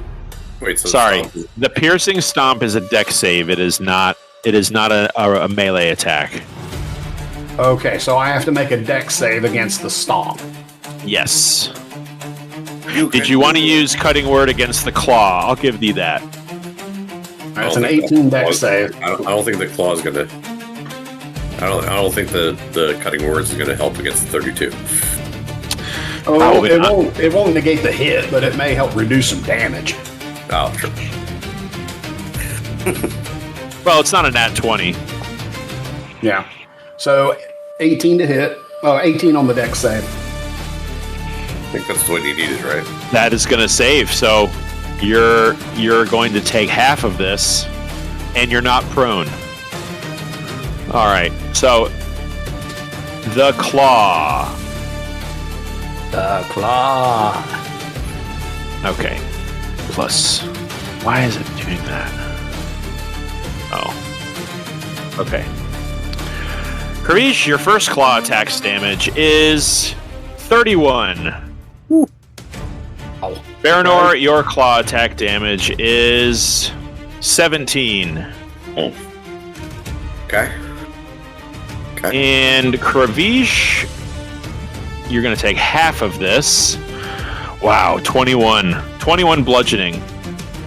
Okay, that hurt much badly. Yeah, this thing... you guys... Yeah, All right. yeah, We're yeah, adorable. yeah. Don't lie. You think we're great. And now he has to make his wisdom. If this is the end of his turn, he has to make his wisdom save for the spirit guardians. Gotcha. This is the end of his turn. Yeah, there's no way. There's no way. Let me see here. Yeah, no. Did he already roll beam? That's a con save, correct? Yes. So I got a 13 on that whiz saves. That's a fail. Let me give you my con save for Moonbeam. That's a 32. So he'll take half, but I'm going to take full Spirit Guardians damage. That is 28 points of radiant damage. All right.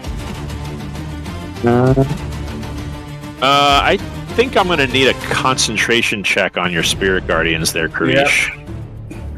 We'll Actually, I'll say probably that need 2 of them. we'll say that's 12 points of radiant damage. Okay. Blew the last one. So they go down at the end. Okay. It was fun while it lasted, It but was. this thing is a siege weapon. Oh, yeah.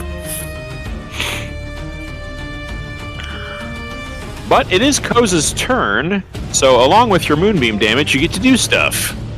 Yep. I'm gonna hit it with my spiritual weapon again. So that's... Okay, that's 5, 4, 17. Yeah. 17 is not going to make it. Fuck. Alright, well, told it then. All right. Wisdom save, which I don't have great wisdom. Nope, don't have great wisdom on the Doom Claw. But I got a nat 20. Fuck. Alright, that ends my turn. Oh, sorry. And on your turn, he's gonna get out of this frickin' thing. Yeah, he's gonna perform he's got 2 of these. A burrowing escape. He's going to ignore difficult terrain, and he's just gonna move. All right, he's gonna move through. I'm gonna say that. Damn. Everybody, except for the spiritual weapon, gets an opportunity of attack, because he's going to move around everybody's space and end up right... No, that's the Moonbeam. He's got to get out of it. He's going to take it, and he's going to move over here. Okay. So he's going to crawl over everybody. So that means that all 5 of these people up here, except for Maven or Dawn, you guys get melee opportunity of attack. So go ahead and roll those. Lovely. Melee opportunity attack. So Iona misses, unfortunately. So 24 misses, right? Yes. A 24 does miss. Okay. I'm going to use that inspiration. Turns that into a 31.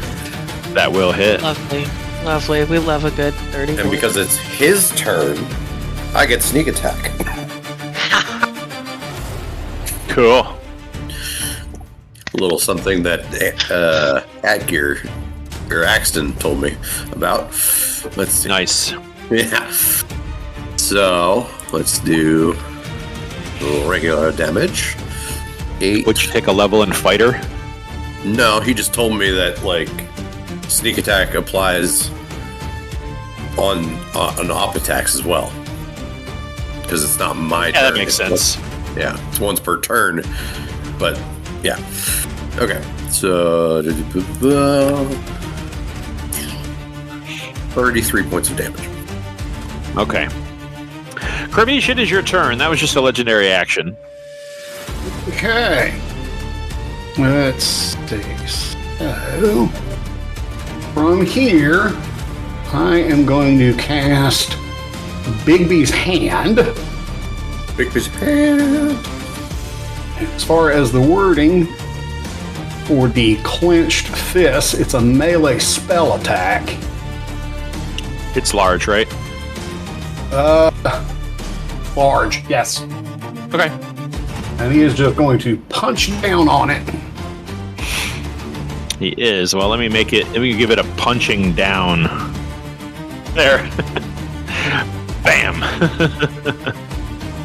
Okay. 15 spell attack. Yeah, it's just going to kind of... You squish Bigsby's hand into it. It's almost like you had it punch before it was fully solidified, and it just kind of like squishes into it. Doesn't do much. All right. Back up that. I didn't read them. Instead of trying to use a forceful hand to punch it, or a clenched fist, I want to try grasping hand. I mean, that's what I mean when I say retroing decisions is a little dicey. Okay, then never mind then. Well, it'll just stay as it is, and I'll try again next turn. Okay. I mean, you tried to hit it. Yep. And All right. I think that is gonna be it for me right now. All right. Iona, you are next with Maven on deck. Okay. I am gonna try again to see if I can force all of whatever's in my arm out of my arm at it. Tell you what, Is it make a religion check and a persuasion check. Why don't we do that? Okay. As you try to thank you this power that's been bestowed upon you. Okay, that's the 15 for religion, 16 for persuasion, which is quite good for micro, isn't it? I mean, you're unfamiliar with this energy, so internally in your mind, you're trying to politely decline its offer. And you know what? I'm gonna have Daunt roll insight. Let's see, since he's the source of this power, let's see if he can tap into what you're putting down. Yeah, he did really well. I'm gonna say that the energy that was injected into your font of power definitely feels like you're turning the valve in the other direction, but it hasn't left you yet. Okay, right. So, in the context of me pointing my arm at this thing and trying to force all of it out of me, does anything happen, or... I'm going to say you've got 3 Eldritch Blasts at your disposal. Same as before, okay. Oh, yeah. And none of those are gonna hit. Okay. I think I'm gonna stay here, actually, and benefit from the aura of protection. Okay. So that'll be my turn. All right. On your turn, this creature is going to turn around and face Maven. It's only got 2 of these left. I need you to make a charisma saving throw, Maven. As it looks right down at you. It's okay. Here's the thing. Being the dope monk that I am proficient in all saving throws. So, let's see. 18. Okay, you're fine. Yeah, 18. That's 11 plus 7. It looks like it didn't have any effect on you. Aw, poor baby. Yeah. About to kick your ass, don't worry. It just looks super mad. It's like, aw. Sweet, lovely. Well, if I hadn't hampered my own frickin' evil character, I could have been trying this earlier in the encounter. For me, it's okay for me. Did Iona's turn or is it my turn? Oh, I think Iona's done. She's hanging out in the aura of protection. It's all you. Yeah. Okay, cool. Sorry, I It's okay. missed that somehow. Okay, I would like to know if here or here is this. Which box is gonna be the flanking with Daunt over here? That would be right here. This one? Yep, right there. Okay, perfect. Lovely. So, what I'm going to do is I'm going to spend a key point and do the, heightened... I want to make sure I get this right. It's either Step of the Wind or the... Oh, sorry, no, it's the other one. What's the other one? Is this the guaranteed monk hit? Ancient Defense. No, no. What that is it lets me take the disengage and the dodge action as a bonus action, and also gives me 2d10 temporary hit points. Cool. So I'm just going to move over here. Oh my. 8 points to those. 18! I will never get that lucky again. 18. That's a high roll for a 2d10. Yeah, it was. I have 2 9s. That's a very high roll. Never gonna be that lucky ever again. I fully expected like 8. And then I'm going to, because we got our stuff back, I'm going to use the quarterstaff at advantage because I'm flanking. There you go. Try to hit this thing. 25. It's what you need. And 18. So, and then that'll be 10 points of bludgeoning damage. And because I'm remembering for the first time ever, 2 points of fire damage. 2 points of fire damage. Yes, and 10 points of bludgeoning. So here's the deal. Hey, I had to remember one time in the whole game, okay? Here's the deal. I mentioned last session or the session before that the red skull that was impaled on top of your burn stick was pretty heavily damaged. Yeah. And was also the source of your fire damage. So with that last strike, your fire damage ejects like a huge, like smashing a poker holding onto a charcoal. Mm-hmm. Just rains sparks all over the place. Koza, you kind of catch this a little, but it doesn't do much but singe a few beard hairs. But scatters across the carapace of this thing and imbues it with fire damage. But as you pull back, you notice the tip of your spear, unfortunately, is now just a sharpened wooden point. Lovely. Unfortunately, your burn stick is now just a quarterstaff. Or a spear. I will allow you to use it as a spear. Okay, I'll have to look that up. How that works. But that's my turn. And that is your turn. Someone play taps for the burn stick. Alright, it is Yuno's turn. He's going to try his lightning bolt again. Let me just get it. No, not there we go. Okay. It's a dex save. Okay, this thing has really good dex, guys. Come on. How did it frickin' pass this last time? Yeah, there we go. That does not save. So he's going to take all of this. All right. It's not looking good, folks. It's real haggard. That lightning strike just kind of like fired right through its face, and you saw it poke out the back of its head. So it's taken some hits. Daunt is going to move away. This thing is definitely going to get an opportunity to attack against Daunt, so can't wait for that. Let's roll a claw attack against Daunt. I don't think he's really taking any damage, so fuck him. Yeah. Let's see if he hits Daunt.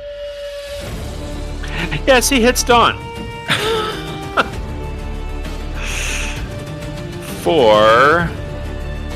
Oh boy. That's a lot. That's a lot of piercing. Nope, not a D8.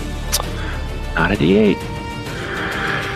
Daunt's going to take 19 points of claw damage. He's going to scream, "Worth it!" And he's going to move over here. And Iona, he's going to look at you. And you see your passive insight and perception is enough to see a look of misplaced embarrassment, maybe, or awkwardness, where he just looks at you and says, "Sorry, love. I was just trying to help, but I know when it's not wanted. You're strong on your own." And he's going to put his hand on your shoulder. And that energy is going to draw up from the tips of your fingers, down your forearm, across your shoulder, and into his hand and back into his body. You see him retch and clench, and in pain, he grasps his shoulders with his hands. You see him shake vigorously, and then that energy subsides within him. He opens his eyes, and just for a moment, they were glowing green, until they clear, and he looks at you and says, "Let's show this thing what we've got." And that's going to be his turn. Okay. And yeah, that's going to be his turn. You can respond. Yeah, no, I'm just going to I'm going to acknowledge it with a nod, and I'm glad that he's sort of figured that this isn't right for me. Yeah, he cast Take the Hint. Baranor! Bogey, you are muted. No one can hear you. Damn it. Alright, I wasn't saying much important thing. Anyways, okay. So, I'm going to move up here. Luna's going to move there. We are now flanking with each other. So, I will do one attack, and she will do one attack. Nice. With advantage on both. Well, she would get an advantage because of Maven right there anyways, but she gives me advantage. So. Come on, Copus. Oh, that's not going to be good enough. Okay. Luna, you got better luck over there? No. Advantage, sorry. 25? 25 hits. All right. Her bite misses. So unfortunately, she's going to take 11 points of piercing damage as she ends up biting onto a particularly spiky part of its armor and takes some damage. Wait, so the 25 doesn't hit? No, her 17 does not hit. Sorry, so I didn't have hers on advantage. So the 25, my bad. I understand. Yeah. Yes, the 25 did hit, yes. Okay. Just barely. I don't know if she's doing fire damage, but she does 13 piercing damage. She is doing fire damage. Okay. You briefly catch a glimpse, and all her little blue spots are now orange. Ooh. We've got to figure out what triggers that. Okay. Well, that's my action, her action, and I don't really have anything for a bonus. Anyone feeling particularly bad? I mean, I'm looking rough. I'm looking rough. I'm looking a little bit below half average. So one of the two of us. Yep. I'm okay though, because I got them temporary hit points. Yeah, I'm like, you could probably say it. So I will bonus action healing word on Krivish. All right. For 9 points of healing. It all spins. Ignore that second roll. I don't. If it rolled secondly, I was trying to do it. Okay, so 9 points of healing. Gracias. And that would be my turn. All right. It is once again going to go for 2 claw attacks and a piercing. Actually, it's going to go for 2 claw attacks, and it's going to reserve its third in case it hits on one of these 2 claws. And I'll explain what that means. So let's go for 1 for Baranor and 1 for Luna. I mean, it's going to go for the threats that are attacking it. Okay. All right. But I'll keep these public for now. All right, the one against Luna is a 33. Does anybody wish to intervene? Not much that can be done for that. All right. And the one against Baranor is a 27. Like I said, that just barely hits. All right. The one against Baranor, you are considered grappled. Oh joy! You have an escape strength DC of 18, just so you know. I'm never passing that. And since you are grappled, the damage is a little higher. It's a lot higher, actually. This is gonna suck. That's not a part of it. Hope I roll low. Fine. Not terribly. 37 points of bludgeoning damage as it crushes you. Okay. The claw against Luna is going to still do 27 points of piercing against her. Oof. Or slashing, excuse me. Not that matters too much, but... Okay. And that's going to end... Let's see. Did I wanted to move? I think I wanted to move. Didn't you say it was doing a step thing, stomp? No, I forbade that one in lieu of a crushing claw attack against a successful claw. Gotcha. Okay. Let's see. I mean, it's got 1, 2, 3, 4 hostiles around it. It's gonna take all 4 of those in order to get close to Kuza. So let's have. I don't think does Bigsby get a opportunity of attack? I thought we decided that summoned things do not. I don't think. Yeah, I think you're right. Okay, so let's get one from Luna, Maven, and Baranor. Do I go with it? Yeah. Oh, actually, yeah, you would. You would. So you don't get one. Sorry, bud. Thanks for staying honest. Hey, you're good. I was wondering if I moved as well anyway, so when you said off attack, I'm like, well, I don't think I really do get one. Bogey's being a pal since I hamstringed this guy. She misses anyways. All right. Well, that's too bad. Koza, it is right next to you. It is your turn. And it has your friend Baranor in its clutches. Well, would I be flanking with Baranor? No. Okay. Well, I don't know that there's anywhere that you could be flanking since he is grappled and in its possession. Okay, well... It does look like it's trying to lower Baranor into its mouth, though. Okay, I'm going to move my spiritual weapon. I'm going to fix that. Hold on. There we go. And in doing so, I'm going to attack him again. All right. So that's going to be... Just get a 25. Nope. So instead, how far can I move the beam again? I think it's only like 20 feet. Wait a second. Ooh, I can move it 60 feet, so I can probably get it there. Yeah. So if I move my moonbeam on top of this thing, is it going to damage Baranor? Just do it. Yeah, I think so. Alright, well then, do I have Baranor's consent? I say do it. Just drop it! Drop a Sire, our forces. Rain fire! Alright, then I'm gonna move it. I can't find it.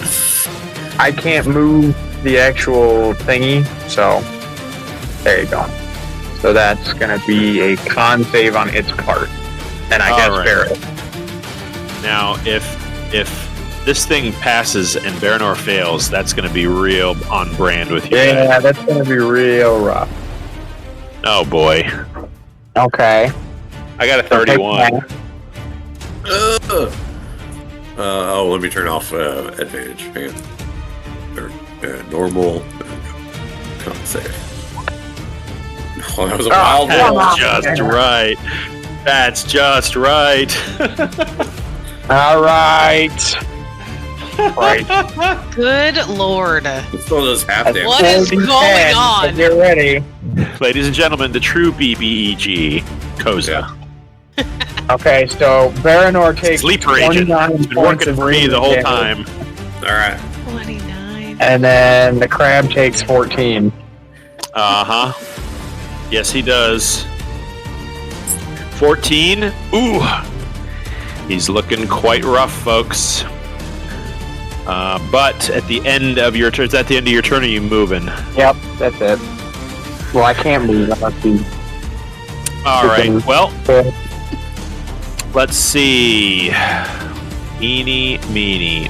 1, 2, 3, 4, 5, 6. There are 6 of you, and it doesn't exactly know.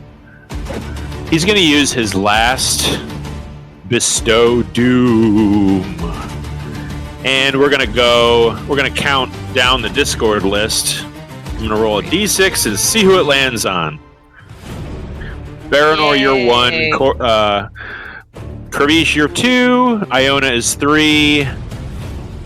We'll say Daunt is 4. Koza is 5. And Maven is 6. Yay! All right, that's Daunt. Of course. Fucking shit. So Daunt is going to make a charisma save. Wow, I'm just really good at not being super effective with my crab guy. Let's see how Daunt does at his charisma save. He's got to beat an 18. And I got a nat 13. He passes. Oh shit. An 87. No. Yeah. The Warlock did real well on his charisma save. What a shocker. That's his last Bestow Doom legendary action. So that's gone. And it is Kirvish's turn. That was his last chance, and it's not looking real healthy right now. So I don't think bleeding. I have control over the hand. There it is. There's the one I All right. I'll make it big. So I'm going to move over to here, and I am going to grapple. All right. You need to Yes, that's a succeed strength on save. a DC 17 Dex check. That's not a strength save. Nope, it's Dex. That's stupid. Okay.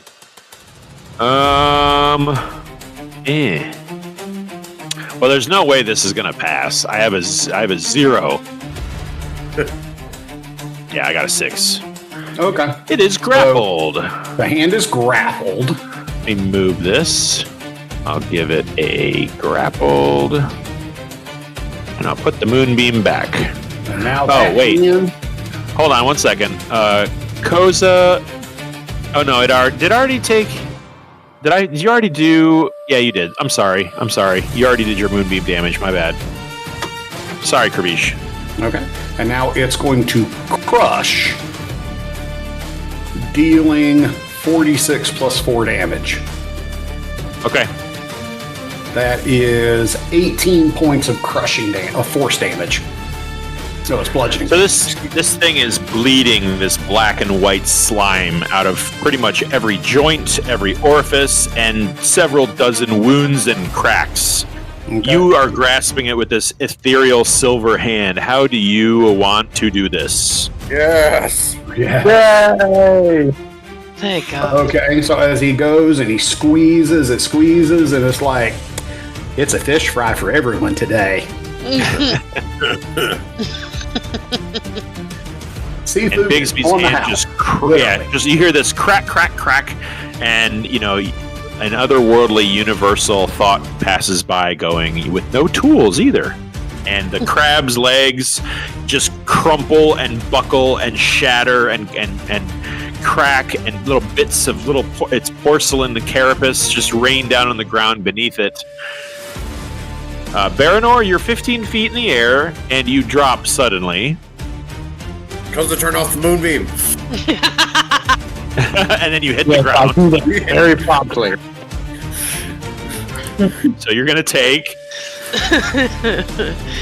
9 points of bludgeoning damage, Varanor, as you hit the ground hard. That's fine. This is the lowest I've Not been good. in so many sessions. I'm pretty. I'm at 19 hit points. Jesus!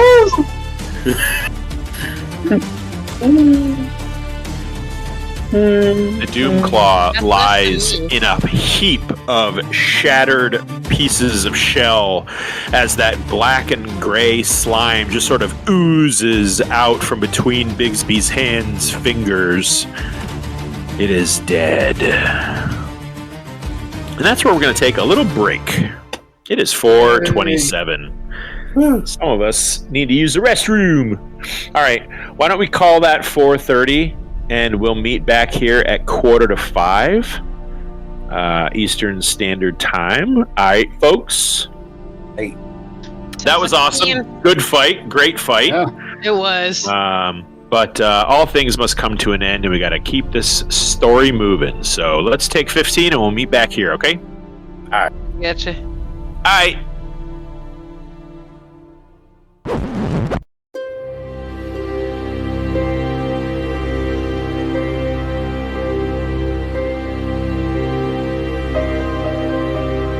Hey. Hi. Hey, how did that go for you? Yeah, that was.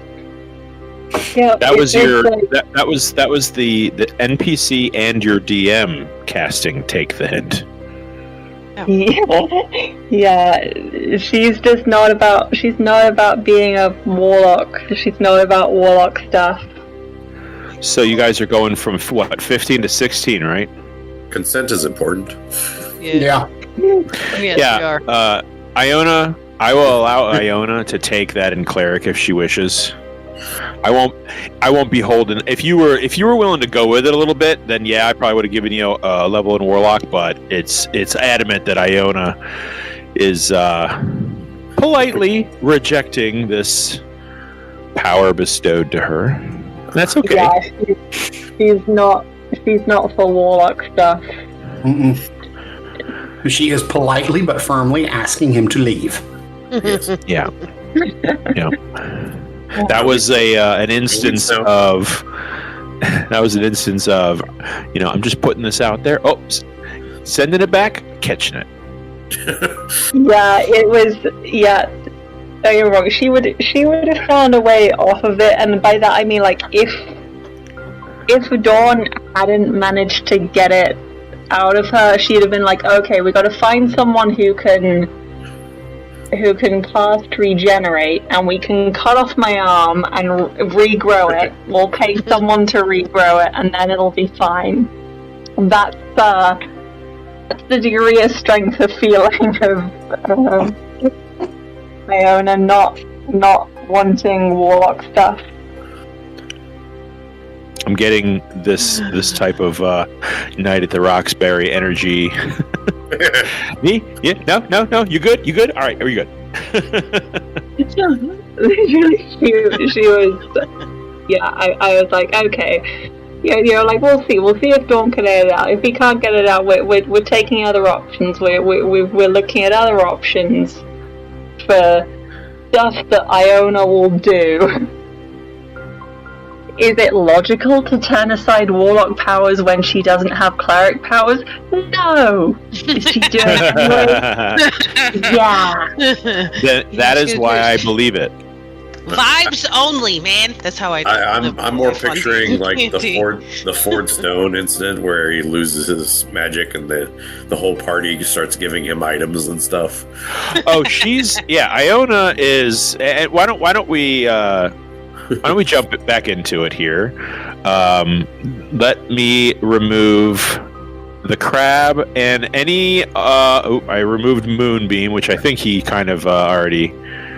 Yes, he did. Implied that would happen. Bigsby's hand is still out. Spiritual weapon is still out. We're still in turn order, although there are no hostiles on the field.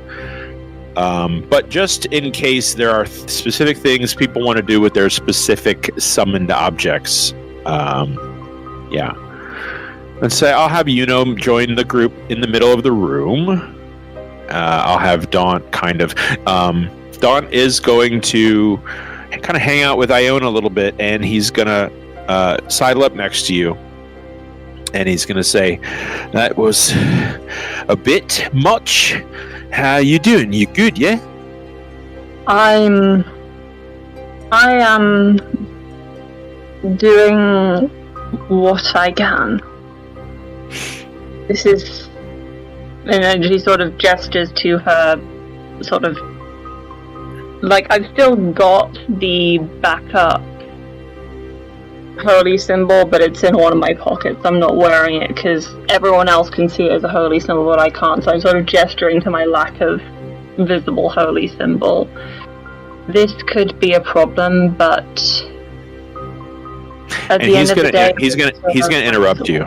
When you say this is going to be a problem, he's going to interrupt you. He's going to step forward, and he's going to put a couple of fingers up as if to say, "Wait, this won't be a problem.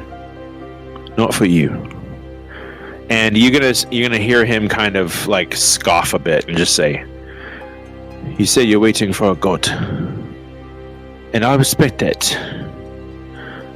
But from what I've seen, the kind of person you are." And he kind of gives a slightly uncharacteristic look of disgust towards the side, like he's looking at something in the distance. My experience, you don't need the gods. You've got power in you. Power that I've seen. Sorry for maybe stepping on toes and overstepping my bounds. I'd rather keep you as a friend than as a minion. And he's just going to kind of like shake that serious moment and just kind of keep your eye line a little, and one last look as he just kind of gives you a last nod of, "I'm choosing to end this awkward moment on my terms," kind of a thing. And he's going to walk over actually to Baranor. Yeah. Kravish, you are with... Where are you? Oh, you're way up there in your whittle. Let's take that aura off of you and make you big again. I mean, it's always there, so but if you want to take it off... If you want to take it off for aesthetics, that's fine, but it's always there. I know it is. There we go. Because I want to make you big. You're a big guy. You're not a little guy. There's nothing wrong with little guys. But you're a big guy. No, you're not quite that big. Holy moly. Are you sure? There he goes. As heavy he is. Legend in my own mind. Yeah, okay, so Kravish, you kind of spot Maven. Maven is looking rough. Luna is looking rough. We're all bleeding. Yeah. We're all bleeding. I mean, a bit. Y'all took a few hits, and a few hits is really all you need to look rough from one of those things. Luna's over half. Yeah. Yeah, I mean, I'm pretty jacked up too, but... I think even Yuno took some damage there. Yeah, when he's not here. Yeah, well, I'll take the damage for him. All right, your Bigsby's hand is still up for how long? An hour, right? I think so. Or is it 10 minutes? It's either of those two. Or seems like a long time now. Up to 1 minute. Yeah. 1 minute. Okay, so is there anything you wanted to do? Yeah, I'm going to fold my wings up, so that's gone. I'm going to kind of come over this way, and I'm going to have the hand extended out as a palm, so that, you can put him on, if your king needs it, you can place him here on the hand, and we can go ahead and hotfoot it somewhere that he needs to go. So immediately, as you quickly approach Kalzir, and these guys are going to immediately get in your way. Oh, I which, understand. Obviously, I will need a persuasion check that they don't just simply deny you outright without even hearing you out. 24. Kael'Zir is going to step between his soldiers, which, they're not facing you aggressively with their glaives pointed at you. They're just standing between you and Kael'Zir. He's going to step between his soldiers. It's all right, lads. Well, and he's holding his side. It looks like he's got some blood from a wound on his lip and a little big heavy scrape on his cheek. So he's kind of got some damage going. He touches his chest, and you see a white light emanate from his chest that kind of goes into his own body. It radiates out. His hair fluffs a little, and some of that blood sort of recedes gently. And he says, I do not believe that would be necessary, but I appreciate the offer. Quite frankly, and he looks across the room at the damage, and you see Valeth and you see Darvango, both of them sort of emerge from under tables, and Valeth continues his 3 inches above the ground float, kind of matching Yuno's energy as they sort of float near each other. And Darvango is going to kind of straighten his top hat and just say, that was insane. And a little too rich for my blood. And Valeth is going to say, it's all right. Though I may lack certain abilities that might aid in battles such as yours, I'm very glad to have you here to protect us all. And he just kind of hovers over by Kael'Zir. Your Majesty, it is important that you are away from here to see that you are properly healed. And Kael'Zir just kind of, yes, but someone tried to kill us all. You protected me. And he's addressing Kravish and Maven, but all of you. You kept me alive. You kept those things from running roughshod on the streets of Ennarak. You have my thanks. That and the regimes. And he's gonna kind of grab hold of the shoulder of one of the soldiers. Captain Venice, you will take me to the palace. But know this, the group known as the Crown Collectors are under the favor of the Empire. Theirs and ours. And he gives a slight nod to you. He looks hurt, but not as hurt as he was. And they're going to kind of whisk him away. Valeth, Darvango, they're going to stay behind. However, Valeth is the only one who is looking at all interested in continuing conversation with you. Darvango is going to grab a few books and say, well, honestly, I'm afraid that this marks the end of my knowledge in the matter. The history of the creation myth. And he says, as far as the why all of this, it seems like a plot to me. And Valeth is going to step forward and say, which brings us to my area of knowledge. It's all right, Professor. You may go. Your contribution to the Triarchy and its interests are always appreciated. And the Professor Darvango is going to kind of nod to all of you. He's definitely going to approach Kravish and shake your hand.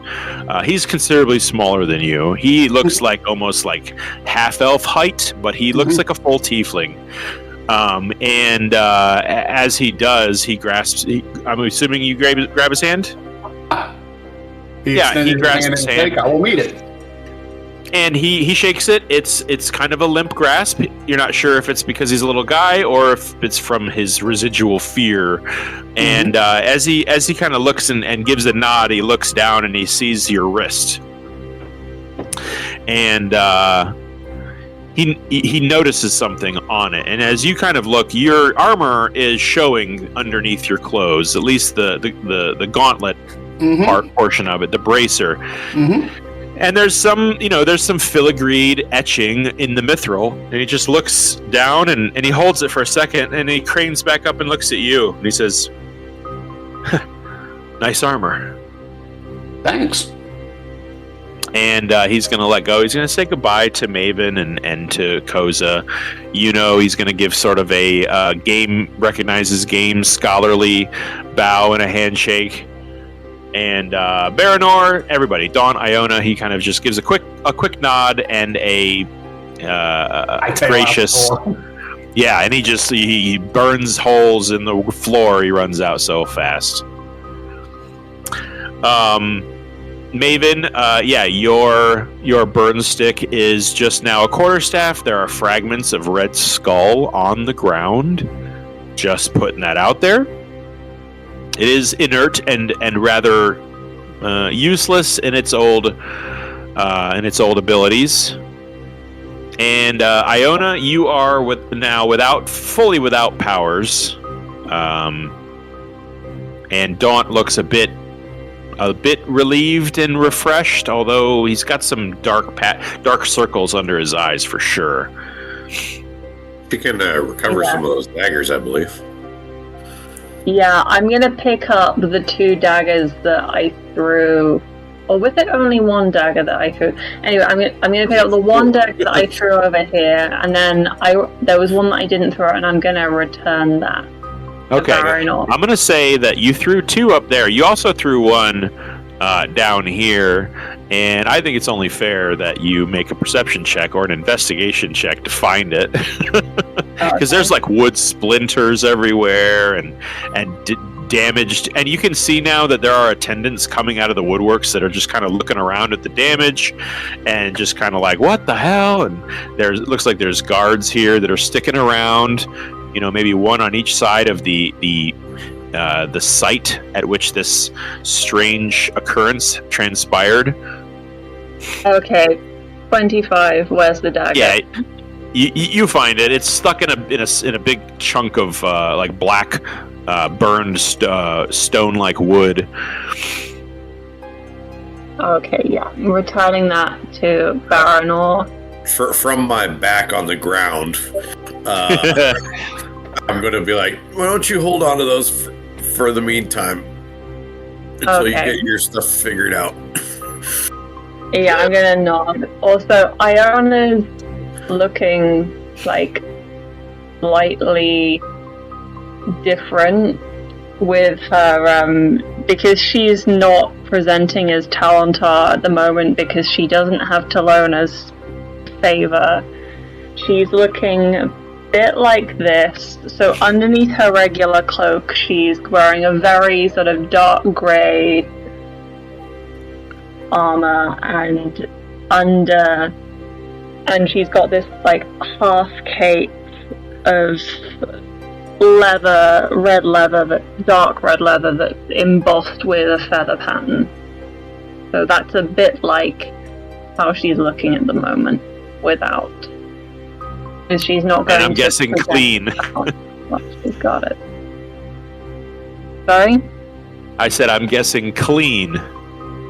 I didn't take very many hits actually in that fight, so probably. Yeah, no, not really.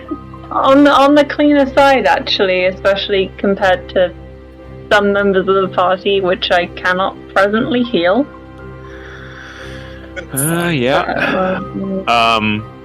Dawn is going to pull a greater healing potion from his kind of underneath his little like sash. Here you go, mate. Appreciate it. I'm also going to hit myself with a 2nd level cure wounds. All right. And you can roll those dice if you want for the potion. What was the dice for the potion? I forget. It is 4d4 plus your con.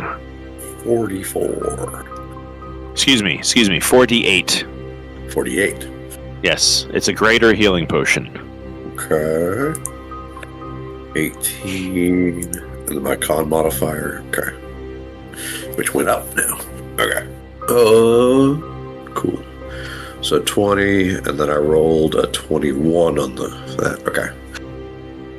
Cool. I am. You're looking better. A little better. Still on the ground, just catching my breath. Yeah, Daunt's gonna wait for you to be ready, and then he's gonna offer you his hand. Okay. I'll wave off Luna, who's been like licking my face. Yeah. And grasp his hand and climb up.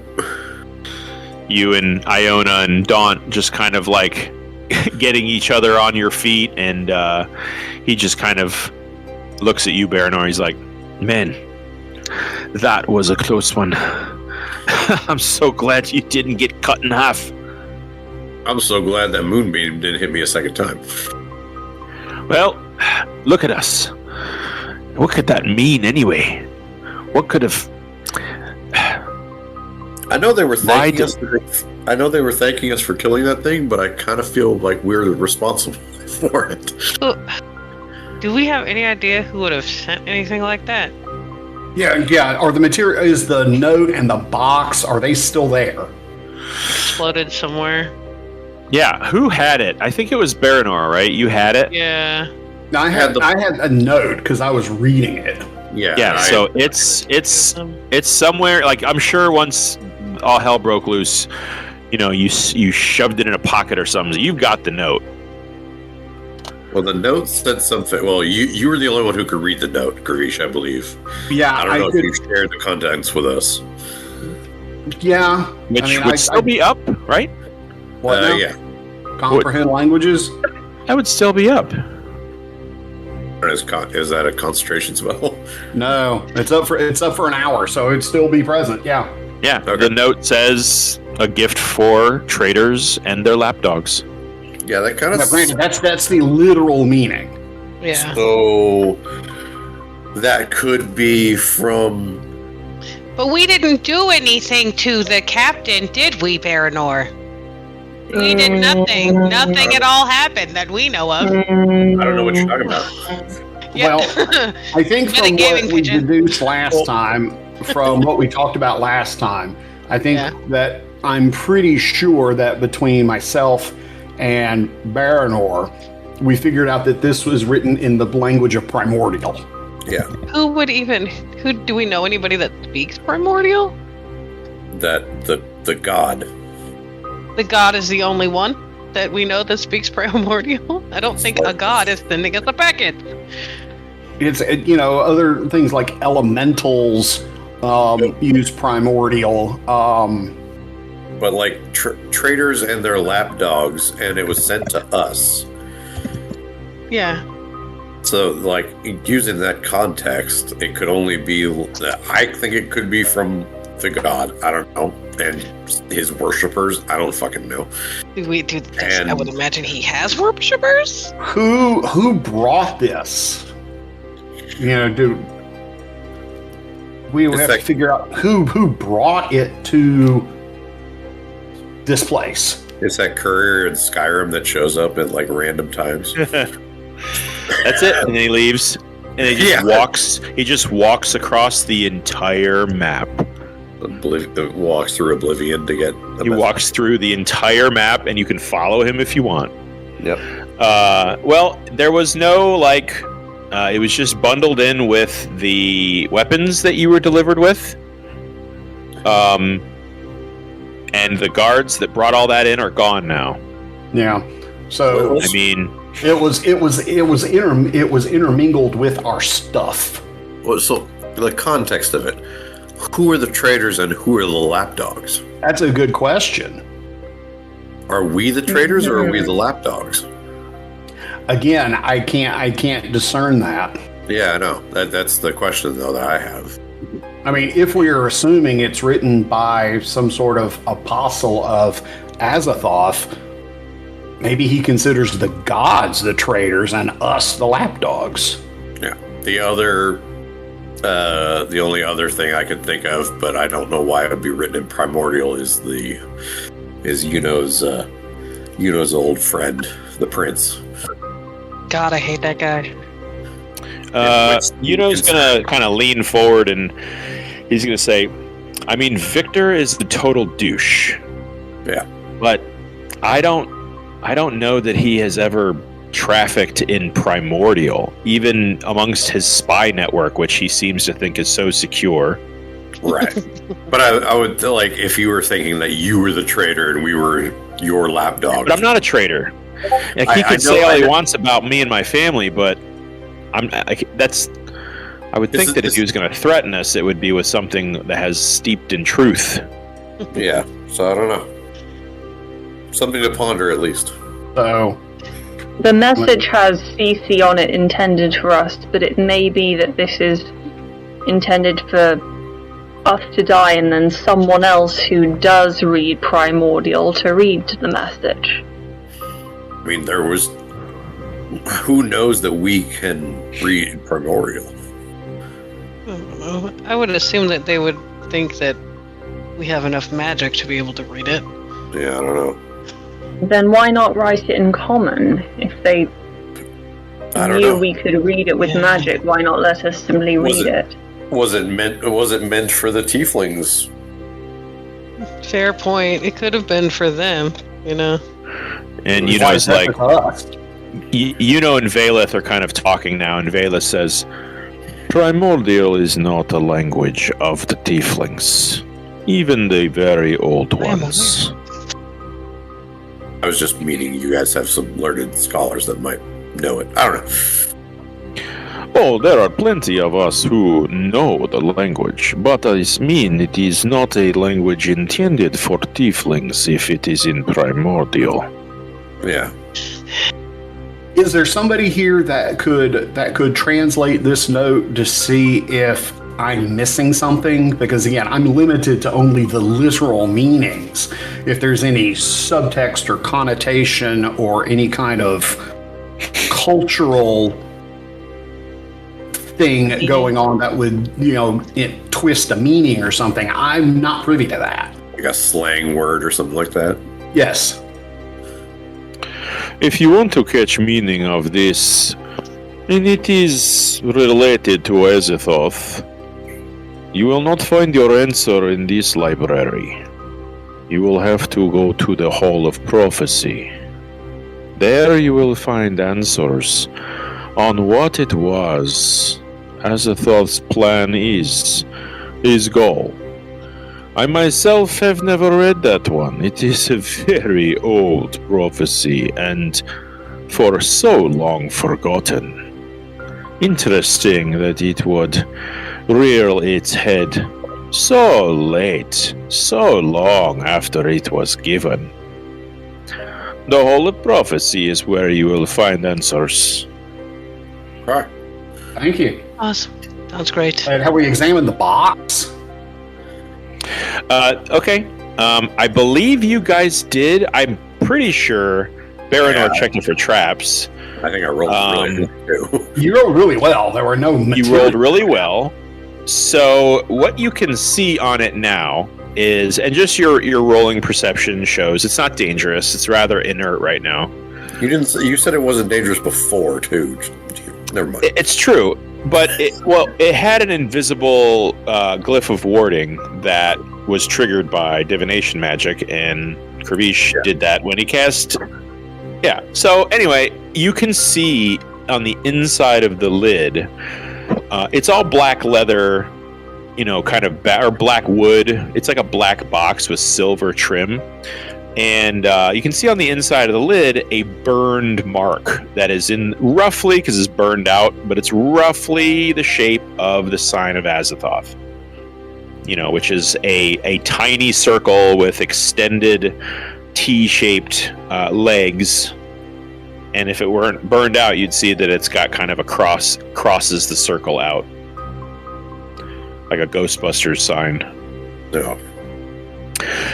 And there is nothing interesting about the box. The kind of like hay stuffing that was at the bottom is damaged and slightly burnt. It lays like blasted in the corner of the room because, mind you, this thing happened and this desk got obliterated. So it kind of blasted a bunch of stuff outward. So I'll say the box is slightly damaged. One of the hinges is messed up. But I mean, there's nothing terribly interesting about it. There's no writing on it. Not even a manufacturer's seal or sign or symbol. And no way of knowing where this even came from. How about the construction of the box? Does it look like it is just a common box?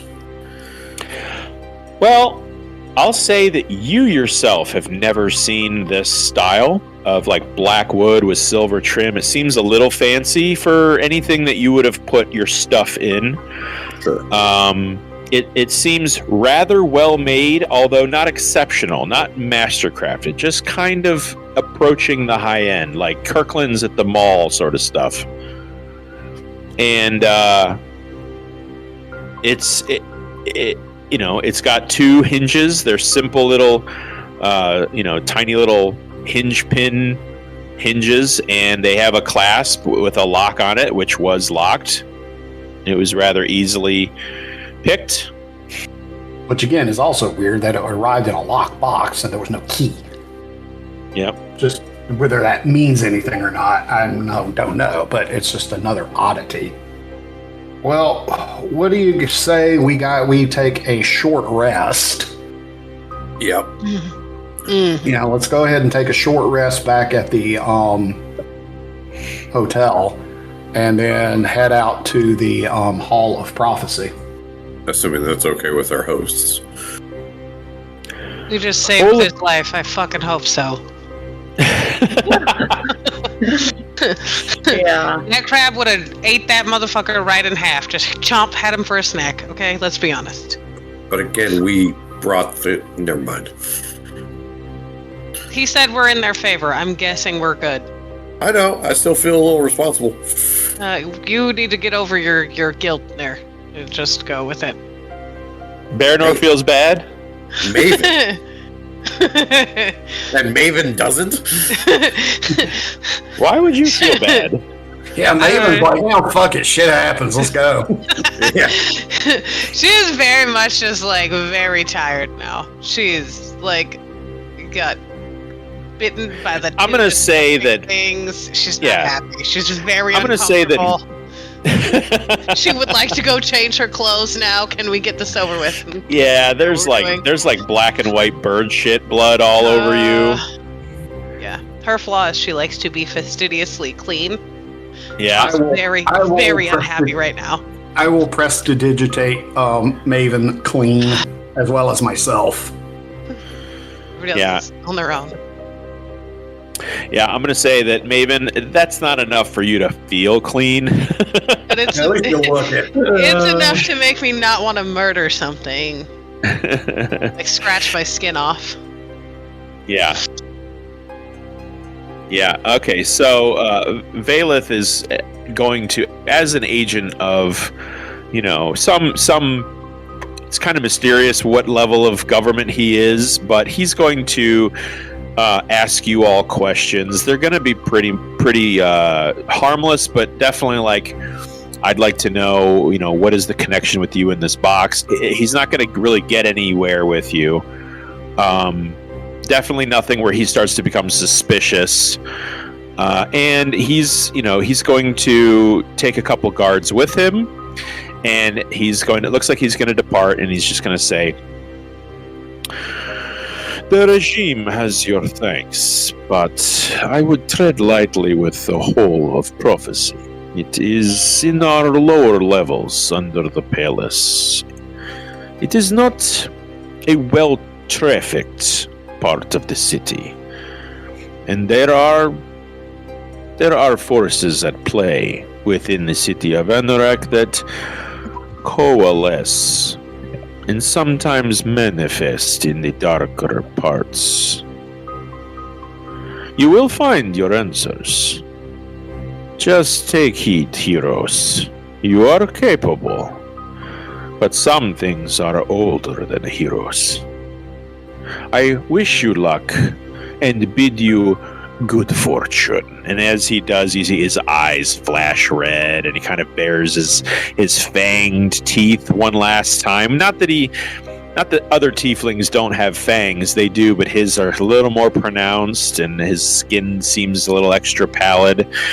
And just as he moves past Maven and Iona, you hear in your head, such a shame.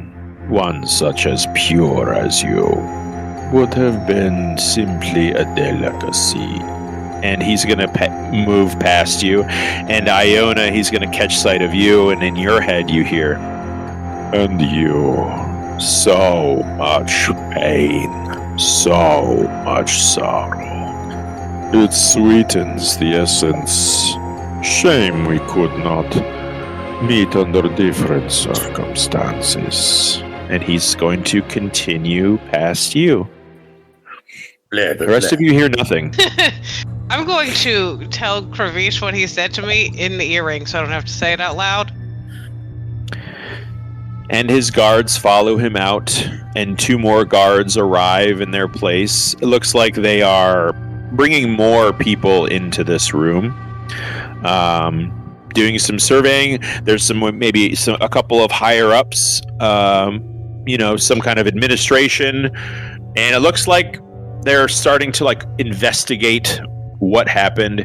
We'll say over the next 10 minutes, you're all questioned again.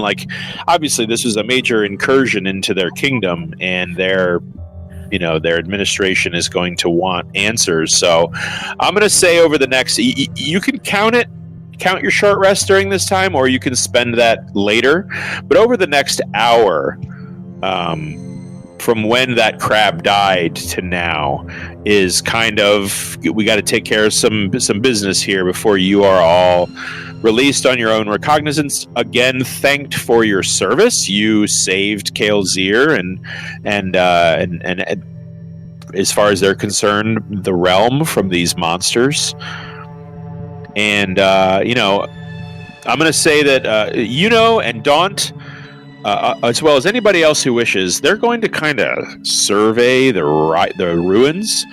And you see, just kind of look at something, and none of the guards are giving him any shit. And there's a couple nearby, and he's going to kind of sniff it, and he's going to kind of pocket it. And you see Daunt walk over to the corpse of one of the eye drakes that hadn't fully disintegrated. He's just going to kind of look at it and give it a kick, and look over at Baranor, and he's going to say, ugly thing. And he's going to reach down, and you see him kind of reach into its mouth, and he's going to pull the eye out of its mouth, and it's just this slimy, oozy, wheezing sack of fluid. That's kind of, it's like a water balloon that's not all the way filled up, with this 2-foot long tendril of gray nerve matter sort of trailing away from it. And he just kind of looks at it and he goes, never know. And he's gonna kind of put it in his pack. Actually, he's gonna wrap it up in a spare shirt or something. Okay. He's gonna kind of wrap it up and put it in his pack. What does anybody else wish to do anything on the battlefield before you leave? I can't think of anything really. I can't think of anything that we necessarily need to do that we haven't already talked about. Okay. In that case, it is, I believe it's the kind of the mid-afternoon time frame. If I remember correctly, you guys kind of went to visit the Triarchy around early midday or earlier, and then they brought you here. Okay. Short rest. Yeah. I don't feel like death. Are you guys staying here? It looks like Daunt and are both of the mindset of getting the fuck out of here. Yes. Yeah. Let's go. Now, if I remember correctly, you guys did pick up lodging the night of the theater performance that you went to. You grabbed a room, and I think you've got 3 rooms. So it would be just 10 gold again for another night of those 3 rooms if you wanted to rent all 3. I know you guys used the mansion in one of them. We figured that was the best way to help keep up appearances, though. Yeah. All right. 10 gold. It gets you. It gets you lodging. It gets you a meal if you want to eat there for free. Kind of like a continental dinner or breakfast. A little buffet style. Yeah, it's like powdered eggs, but they're like whipped really well. I only used so many of my hit dice. Yeah. I don't think I've Dawn's- ever used that many. I used so many hit dice. Yeah. Also, I just realized we didn't do outfits for our fancy night out. I remember I know. Maven had an outfit. Iona Maven has always has an outfit. I'm putting Iona's outfit in the chat. Cool. Yeah, I think you did. Didn't you get dressed? Yeah, you guys got dressed up to go to the Outfits, theater. We didn't Yeah. describe them. Some of us did. I think you guys were like, I want to. If I can wear armor, I will. I think that was the mentality. Yeah. Yeah. Well, unfortunately, there is no gala or ball or musical or opera occurring tonight. But hey, I mean, when you buy a wedding dress, there's no rules that say you can't just wear it. Okay, It's not technically against the law, but it's not against the law. You are not socially going to get frowned locked up upon. for it. Yeah, I still got a bridesmaid dress from like 12 years ago. Yeah, there's nothing wrong with wearing a bridesmaid dress and drink an entire bottle of Chardonnay in your house by yourself. there has never been anything wrong with drinking an entire bottle of wine that fits in one wine glass because you have those. I mean, The irony is that Iona drinks, but I don't drink. I don't drink very much either. Ever. Well, the day is yours. It is late midday, or approaching the early evening hours. Dawn's, they're both kind of antsy, trying to figure out what it is that we want to do with our day. Are we gonna rest and relax and maybe head out fresh in the morning, or do you guys want to hit this Hall of Prophecy before the night is done? Let's do the Hall of Prophecy. Okay. All right. I mean, I'm really low on spell slots. I mean, I'm pretty fine everywhere else, but Yeah, I'm just sitting here recovering super amounts of Warlock spell slots. So Dawn's kind of good. he's But, topped off and ready to roll. but he's a warlock, so and he's going to be as sensitive as he has to be to everyone else's plight. He's going to kind of look around the room, and Daunt looks a little disheveled, not just from battle. He's able to kind of changeling his way out of messy hair, but he just looks drained a little, and he's just doesn't look real well. He took a little damage, but it looks like the day has been really hard on him, and he's just going to kind of look at everybody and say, I don't know. I think maybe we get a good night's sleep tonight and head out first thing in the morning. I think that would probably be best for everyone. I mean, who knows what the Hall of Prophecy is? You heard what that guy said. It doesn't sound exactly like a library or a quick trip.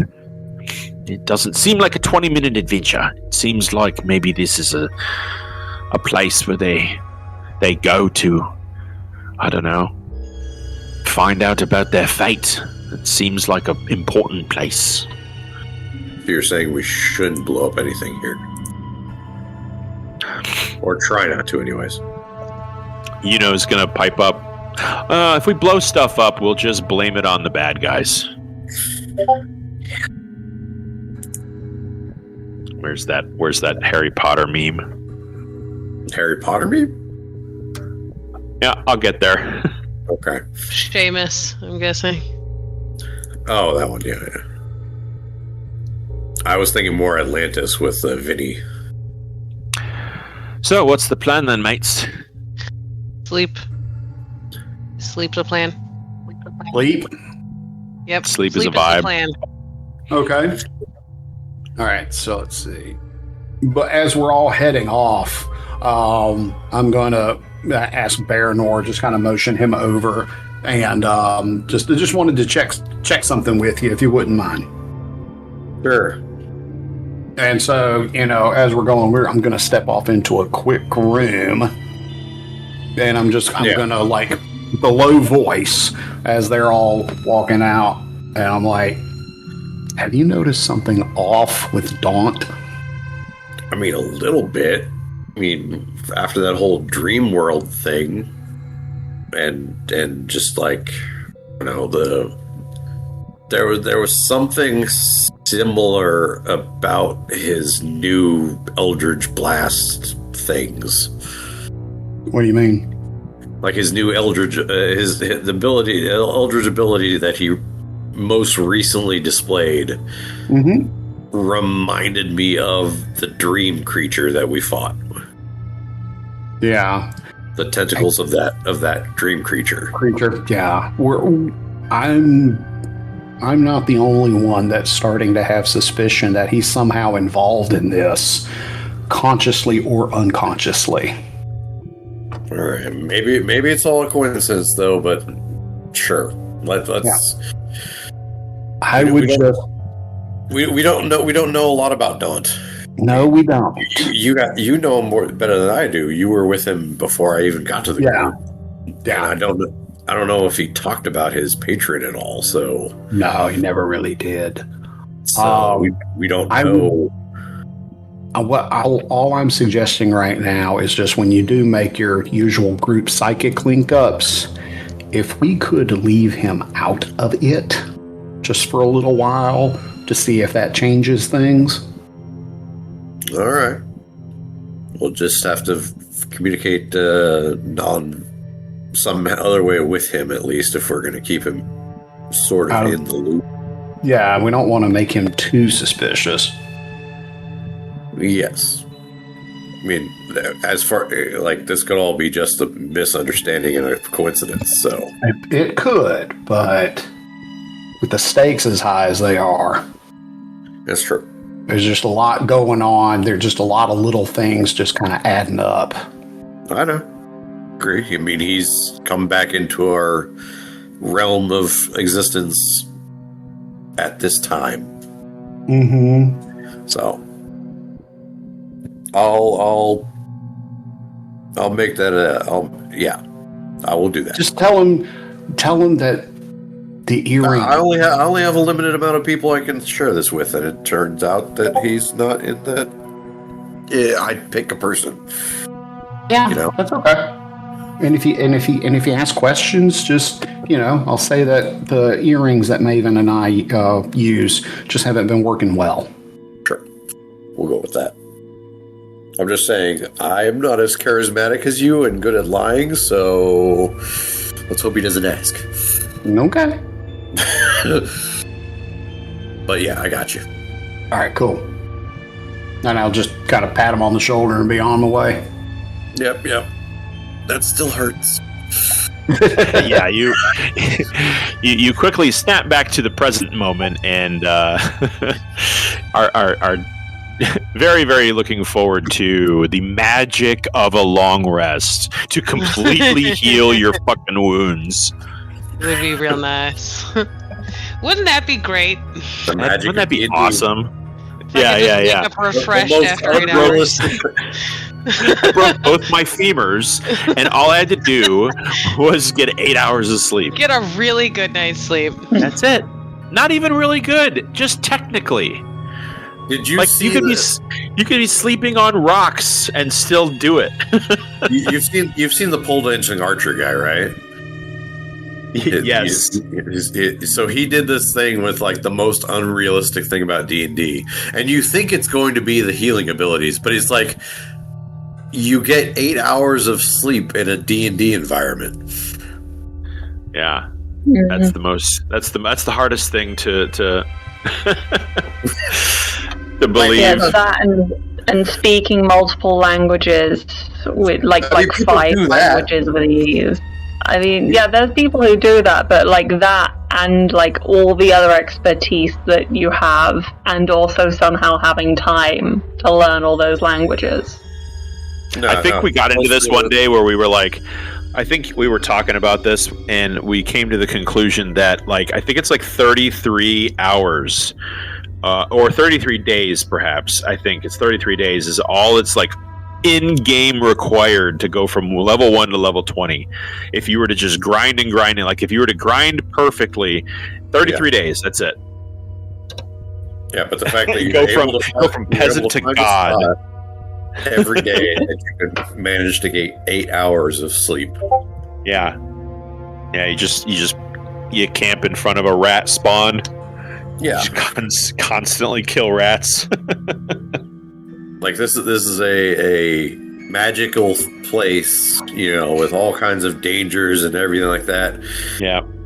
And just everything, I guess not everything leaves you alone for 8 hours, but that's what a long rest is.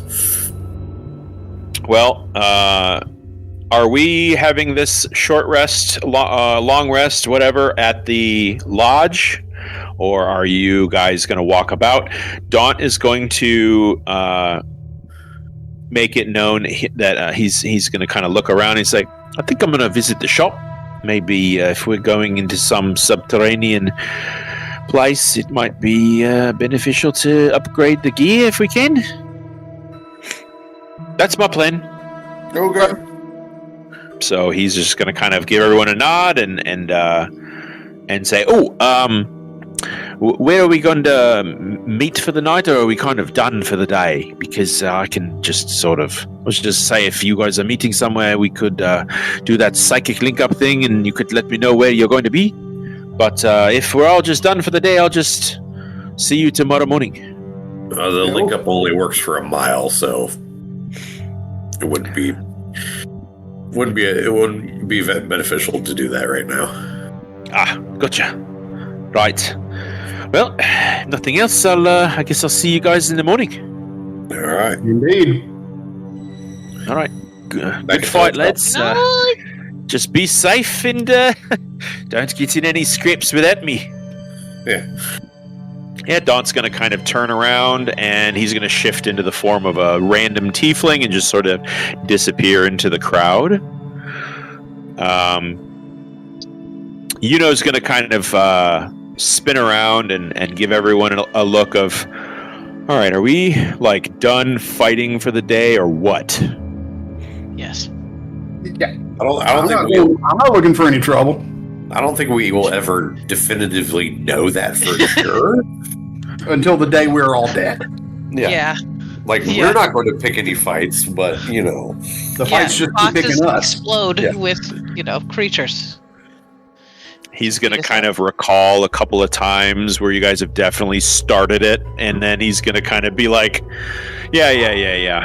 Okay, okay. Who started the fight in, what was it, Brackenshire? Now, let's not get bogged down in who murdered who.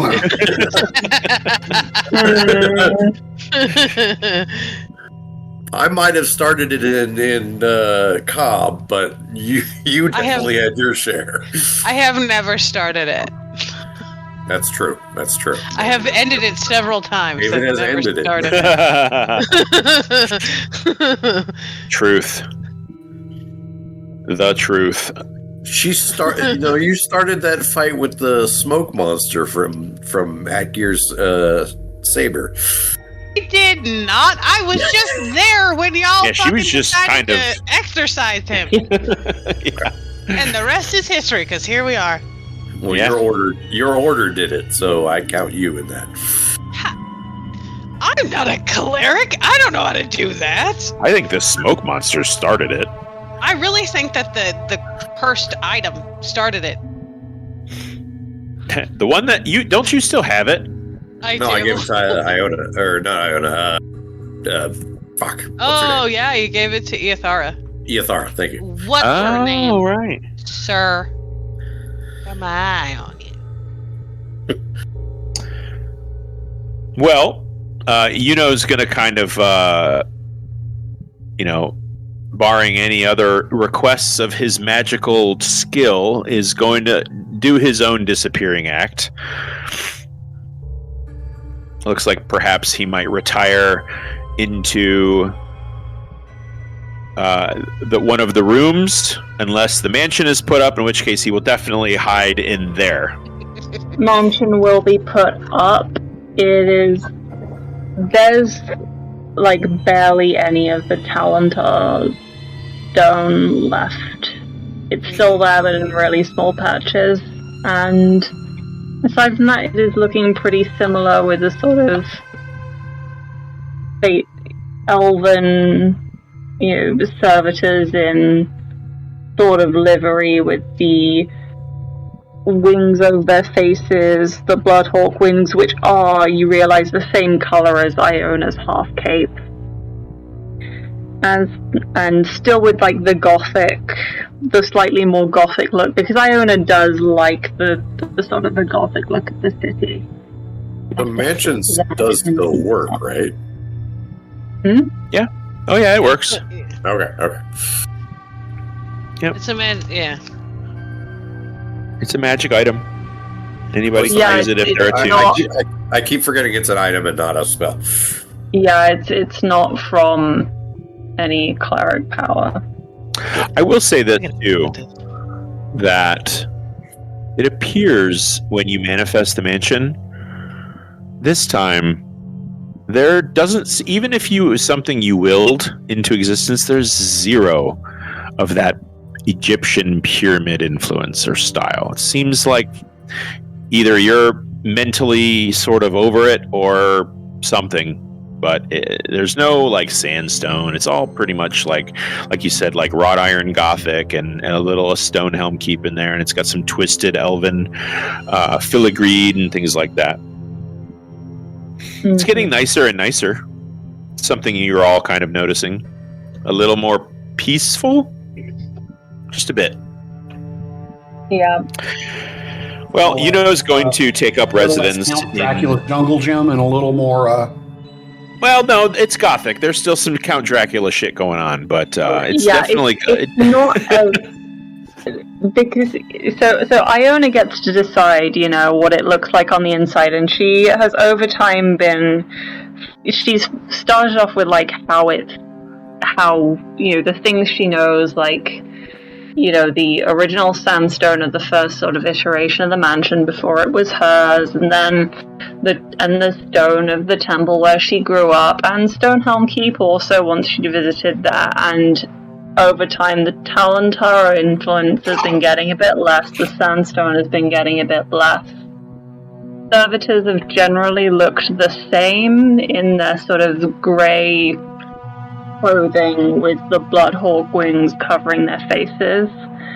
And she is since coming to the city, she's made it look a bit more Gothic in terms of like the shapes of archways, not as elaborately embellished as the city we're in right now, however.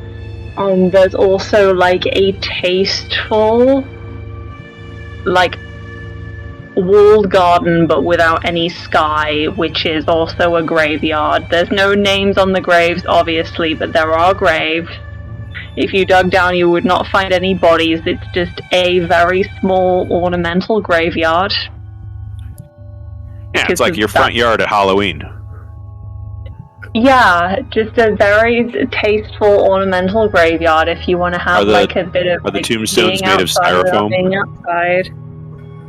And bedrooms, but because she's only seen into Koza's bedroom, that's the only one that's like been, tailored to, the particular taste of a member of the Crown Collective, except for Kravish and Maven, who she is assumed would like a double bed. That's her. Yes, please. Yeah, there's like do you see this their room Their room is like purple and pink and jet blue and like feather boas, and all on one side of the room, or most of the room, there's like a huge silver vanity with like dragon's scaled frame and like a portrait of his mother and father and a whole family portrait. And then like in the corner, there's just like a bench with like a sun over it. And it's a tiny mat down on the floor. I mean, that's only happening if you request it. If you want it to look like that, you've got to ask Iona. But until then, you're getting generically kind of nice room. But this one has a double bed. Yeah. Set of dumbbells, a thigh master, you know. I mean, we do have the training room there. That's where our dumbbells are. If you want the dumbbells, that's where they are. Yeah, I would say there's definitely a California king or an Alaskan king in there, which can fit 2 people or just one. Or one dragonborn. Or one dragonborn. Well, I mean, I'm sure he makes room for his lady love, but you know, he fills it out real nice when he's, you know, spread eagles. Yeah, and then tatami mat for sure. Well, supper is definitely on the table whenever you guys wish. Is there anything anybody would like to do in town for any reason during this evening of kind of recharging the batteries and mentally sort of figuring stuff out, your plan and all that? What do we got? Well, maybe we ought to all come together here since Daunt is out. Let's all get together as this core group and, you know, kind of talk a bit. Mm-hmm. Yeah, probably a good idea. Okay. Yuno is in his room at this moment. Okay. Are you wishing to include him, or are you going to let him read his nerdy books? I'm going to knock on the door. Okay. Like he kind of magically unlocks it, as he's allowed to do here. And in his room, the walls are black, and there are little stars like wallpaper on the walls. And you see his house colors and banners that stream across the ceiling, and it's a very clean space.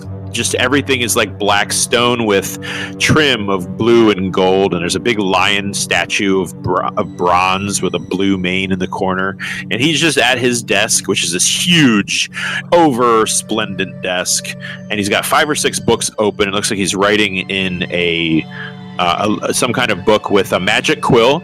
And his little red jelly fellow is just sort of orbiting his shoulders, across his chest, behind his head, and across his shoulders, and just sort of sliming along that like a living mantle across his shoulders. Like, hey, what's up? Yeah, sorry to interrupt, but we were just going to take a couple of 10, 15 minutes just to kind of talk about the events of the past couple of days, specifically relating to Daunt. Just would wanted to include you in the conversation. Oh, okay. Give me like 5 minutes. Yeah, sure. All right. It looks like he's gonna kind of like put a bookmark here and put a book away there, and just sort of like do the nerd close up shop sort of a thing. After a few minutes, the common room of the mansion, big enough for everybody and then some to sit at. It's kind of a long table. There's a couple of hearths in this room. The wood kind of gets licked by the fire, and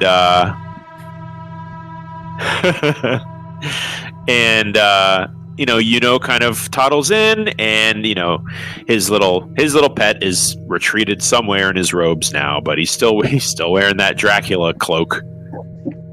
And he just kind of looks and gives everybody a nod, like, so what's going on with Daunt? Well, that's the thing. Some of them have some suspicions about Daunt. Nothing definitive, no real smoking gun, but there have been a lot of little things here over the past couple of days that, everybody seems to have just a little sneaking suspicion that something may not be quite on the up and up. Huh. Okay. Or it's just a big coincidence, but just some things have fallen into place that are kind of odd. No, I mean, Iona, he's spent a lot of time with you over the past, week or two. I assume Iona's filled us in on the whole him giving you temporary powers thing. I mean, you'd have seen her use them, so yeah, she would have filled that in. Well, we didn't know how you got them. Yeah, so she would have filled that in. She would have also explained how he'd said something about, how he'd rather have her as a friend than a, what was it? Was it disciple? Minion. Or minion? Yeah. Rather as a friend than a minion, which is a very odd turn of phrase for... I mean, he'd said that he could get her 2 shots, and then it wasn't 2 shots, and it sort of stayed. And sure, he did walk that back, but she considers that, a minion is a very odd turn of phrase for just sort of helping out an ally. Well, why don't I have you roll insight, in a full disclosure way here. Yeah, okay. So how did Iona take the friend minion thing? That's a 12, so no idea. No, I mean, you took it for what, you interpreted as kind of, friendly, sarcastic banter. Okay. But yeah, it was a weird way to say it. It was a weird way to say it. And also just because Iona has been wary of Dawn's warlock powers all the way through, just because warlock pacts remind her far too much of the sort of the level of control that she had under Talona. So she is pretty much her whole life been wary of warlock pacts, and the fact that Dawn wouldn't tell her anything about his own pact when she asked about it is also flagging something to her. The fact that none of us know anything about who his patron is or what kind of pact it is, really. So that's suspicious. And he was the only one who wasn't awake during our weird dream that we were all in. Yeah, I was about to say that was just so weird that he was the only one that was not an active participant. Yeah. He was there, but he wasn't awake. Yeah. And then if he hadn't been there, then sure, it would have just meant that he wasn't, it wasn't interested in him, but he was there. He was just not really affected by it. So I think the main point is that we're all, our ears are all kind of a little perked up, and I'm not saying flat out interrogate the guy, but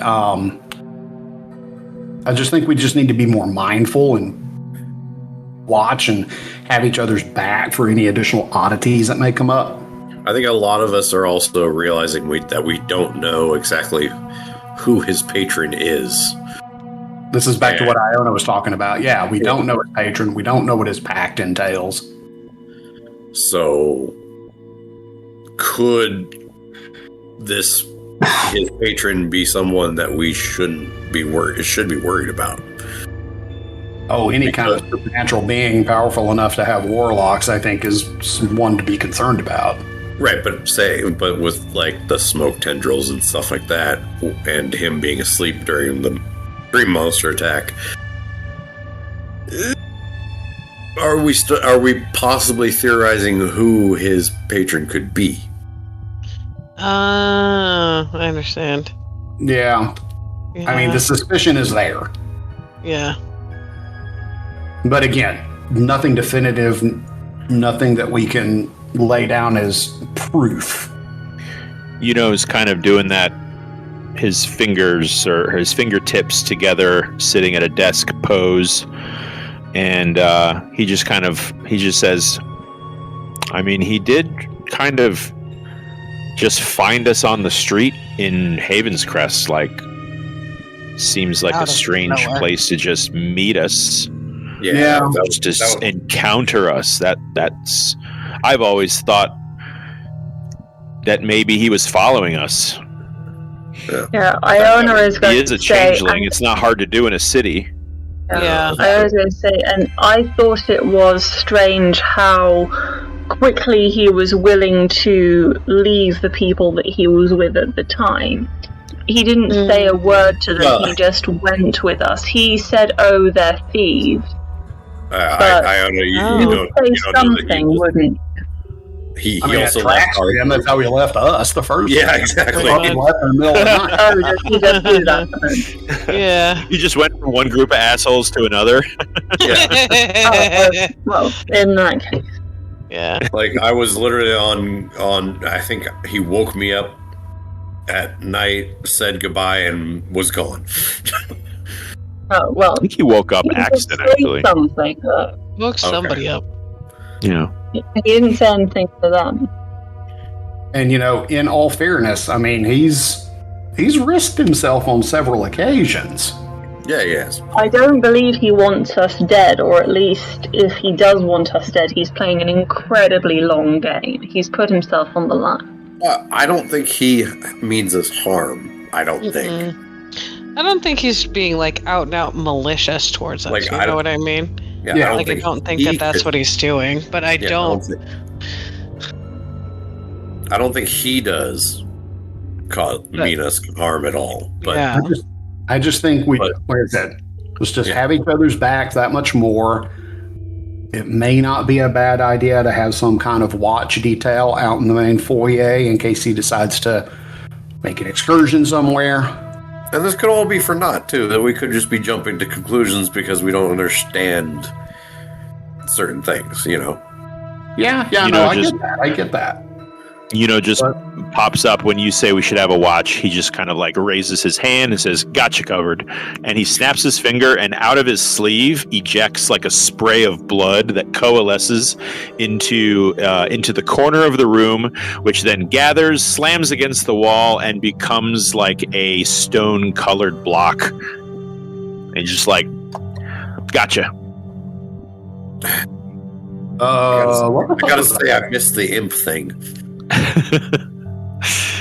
He's like, "Nah, he'll keep an eye on it on the place. Don't worry." Yeah. Okay. Won't you, buddy? Won't you, buddy? Yes, you will. You just hear a hee in the corner. Should we be worried about that too? Never mind. That's a conversation for another time. That's a different conversation. Yeah, Iona is going to suggest that because this is one redstone block in a sea of grey, that this could... Oh no, it be a little changes obvious. color. It changes Oh, color. can it change color? Okay, yeah, that's good. Because otherwise Yeah, it's it way blends right in. Okay, good. We're just saying that there's certain things about Daunt that are raising some red flags. I mean, that's fair. Of course, all of us have ways of raising red flags, but that's neither here nor there. Yes. So he's only been back with the party for the past, I don't know what, 2 weeks. month, less. Yeah, that. Yeah. The rest of us have been here since the beginning, really. Mhm. Since before Shekus. That's when the party became a party. We took in Iona, which, and he nods at you and says, has been a boon to the party for sure. Absolutely. I don't think there's any reason not to be suspicious of her, just like we should be suspicious of anyone who comes close to the party that we don't really know. Fortunately, we know Iona now. We don't know Daunt. You're right. Iona has also been more upfront with her religious and her Affiliation. Yes. Yeah. And you're all just kind of, coming to an understanding throughout the whole, 2 hours of time before you start to get hungry. And as your guys are kind of, looking around at this, the plan and the discussion of this weird, sneaking suspicion that you guys seem to be coming to, it starts to put a little bit of a downer on everybody's mood, and the conversation just sort of begins to trail. And Iona, as this happens, you notice, just because you were watching where the slime creature became the brick, that there's something hanging on the wall. It's it's a chained medallion. It's really no bigger than your Talona symbol, but it's one strange. It's not one you've ever seen before. It has a sigil on it. It looks rather kind of artistic. You're not sure what it means, but it's kind of a jagged shield, almost like a kite shield that's been twisted. And on a field of blood, there is an open eye that bleeds black. You see this. Interesting. You didn't put it there. You don't recognize it even with your passive religion. You're not sure what it means. And that is where we're going to end the session for the night. Okay. Mm-hmm. Damn it! Bug the room the whole time. What? You bugged the room. Yeah. I'll have everybody, just before we quit, everybody go ahead and make a religion check.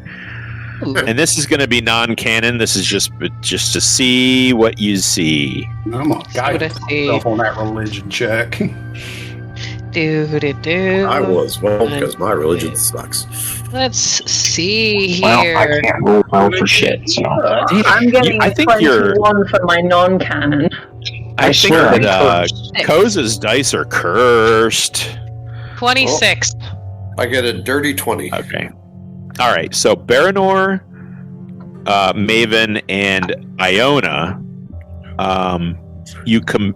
you would have compared this to the very limited Azathothian iconography, and this seems vastly different. Okay. This does not feel like an Azathothian symbol. Azathoth. Say that 3 times fast. Azathoth.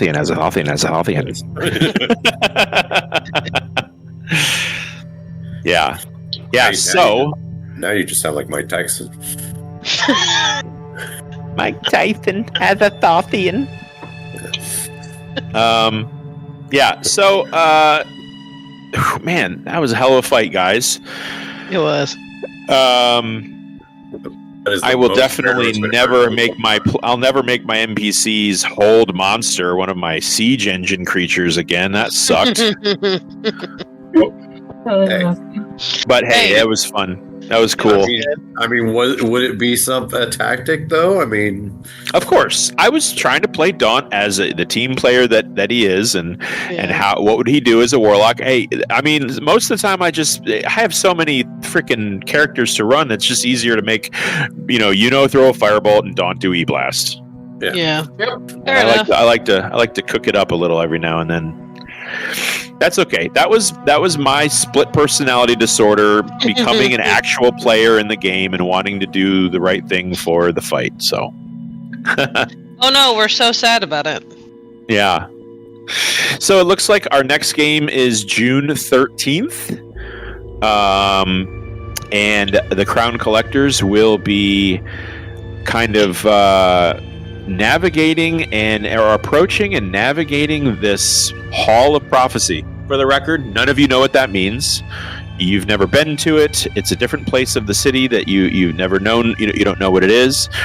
You did hear that it is subterranean, and I just will have those of you who are really, really smart and remember everything, just kind of, you clock that something about what Commander Talak told you from the military base, that there is a underground passage that goes under the volcano that on the military side is in the middle of the jungle, but it links up with somewhere deep underground Anorak on the way on the other side. Yeah, it was kind of mentioned as one of the routes that we could take. Yeah. There's no telling if you can get to that underground passageway from where you're going, but deep underground sounds Like, how many places deep underground one city could there be? Fair enough. So, but that was really fun, guys. Yeah. That was a really great fight. I did try to throw some hard jabs at you this time. Welcome to level 15, or where are we at? 16, right? 16. 16. Welcome to 16, folks. It's I not got, gonna be. I got to add a +1 to my wisdom. Yeah. Oh, nice. Yay. Does it give you anything, or is it just a +1? No, it's just a +1. It just looks pretty on the sheet. Yep. Yeah. Now it says +4 instead of +3. Cool. There you go. Ooh. That's actually pretty huge. Mm-hmm. That means your attack rolls will Should go be from for level 8 to 9. 16. Yeah. That's actually pretty great. Awesome. My, Cool. my feat allowed me to up my con one to a Yeah. number, so that was a good boost. Yeah, and Iona, like I said, unfortunately, you're not going to have any use of your cleric abilities, but you can go ahead and level up in cleric. That's fine. If you want. Yeah. We'll figure If you want something to. Yeah. No, I'm clericing her all the way through. You could always take a level in rogue, man. Yeah. Could always use Just another one. saying. You just go full Yeah, rogue but from here on in. The thing is because of her upbringing, she is a cleric, but she acts like a rogue sometimes. Yeah. So does her brother. They are very rogue-coded Roguish. clerics. out. You know, Yeah, when you for sure. spend most of your childhood sneaking around places with a knife, the rogue behaviors just sort of Emanate happen. from Yeah, you. when you're with your brother, too, I'm sure. It gets worse. Yeah. Yeah, definitely. Thick as thieves, right? Especially Yeah. twins. Yeah. Yeah. All right, folks. Listen, the next time we meet, I will have seen He-Man and the Masters of the Universe. Oh boy. Sure, that's next. That's Okay. I'm excited for it. I think it's going to be awesome. I think it's gonna hear- be everybody absolutely says it's amazing. pretty good, so. I mean, Dude, they've It's got a movie. Mechanic, okay? They've got Mechanic. They got Mechanic, they got Ram Man, they got Roboto, Oh, it's gonna be so awesome. They got Triclops. Oh god. Trapjaw. you fucking nerds. What am I gonna Did do you with see you? Trapjaw's gun unfold? Like, that was so cool. I can't wait for this movie. I'm going to be a 7-year-old kid in the theater for sure. And then there's always the worst named hero, Fisto. But the best named robot though. Yeah, Roboto. No, Fisto. Oh, he is In Fisto. all- There's there's Fisto. It's there was sex robot. a limited run Oh action my figure God. that had Fisto's action, except it was a karate chop. It was like Khan or something like that. I subscribe to all those like action figure review things where they look at all the old stuff, and now there's this huge surge in He-Man stuff. Anyway, it's going to be cool. I'm really looking forward to it. I'm glad it looks like they're just someone had a bright idea in Hollywood of saying, hey, let's make money by just doing what the fans want the thing to be and see how that goes. And Mortal Kombat ended up making a crap ton of money, and they're pretty much doing that. And it looks like a lot of other franchises are starting to get the message, so it should be fun. I mean, a lot did. I'm in. I love Mortal Kombat. Oh. Yeah, I grew up with it. I played it in the arcade when it first came out. It was amazing. All right, folks. Well, I'll see you guys in 2 weeks. Everybody be safe. Always. See ya. so yeah. Oh. Bye. Boy. Bye.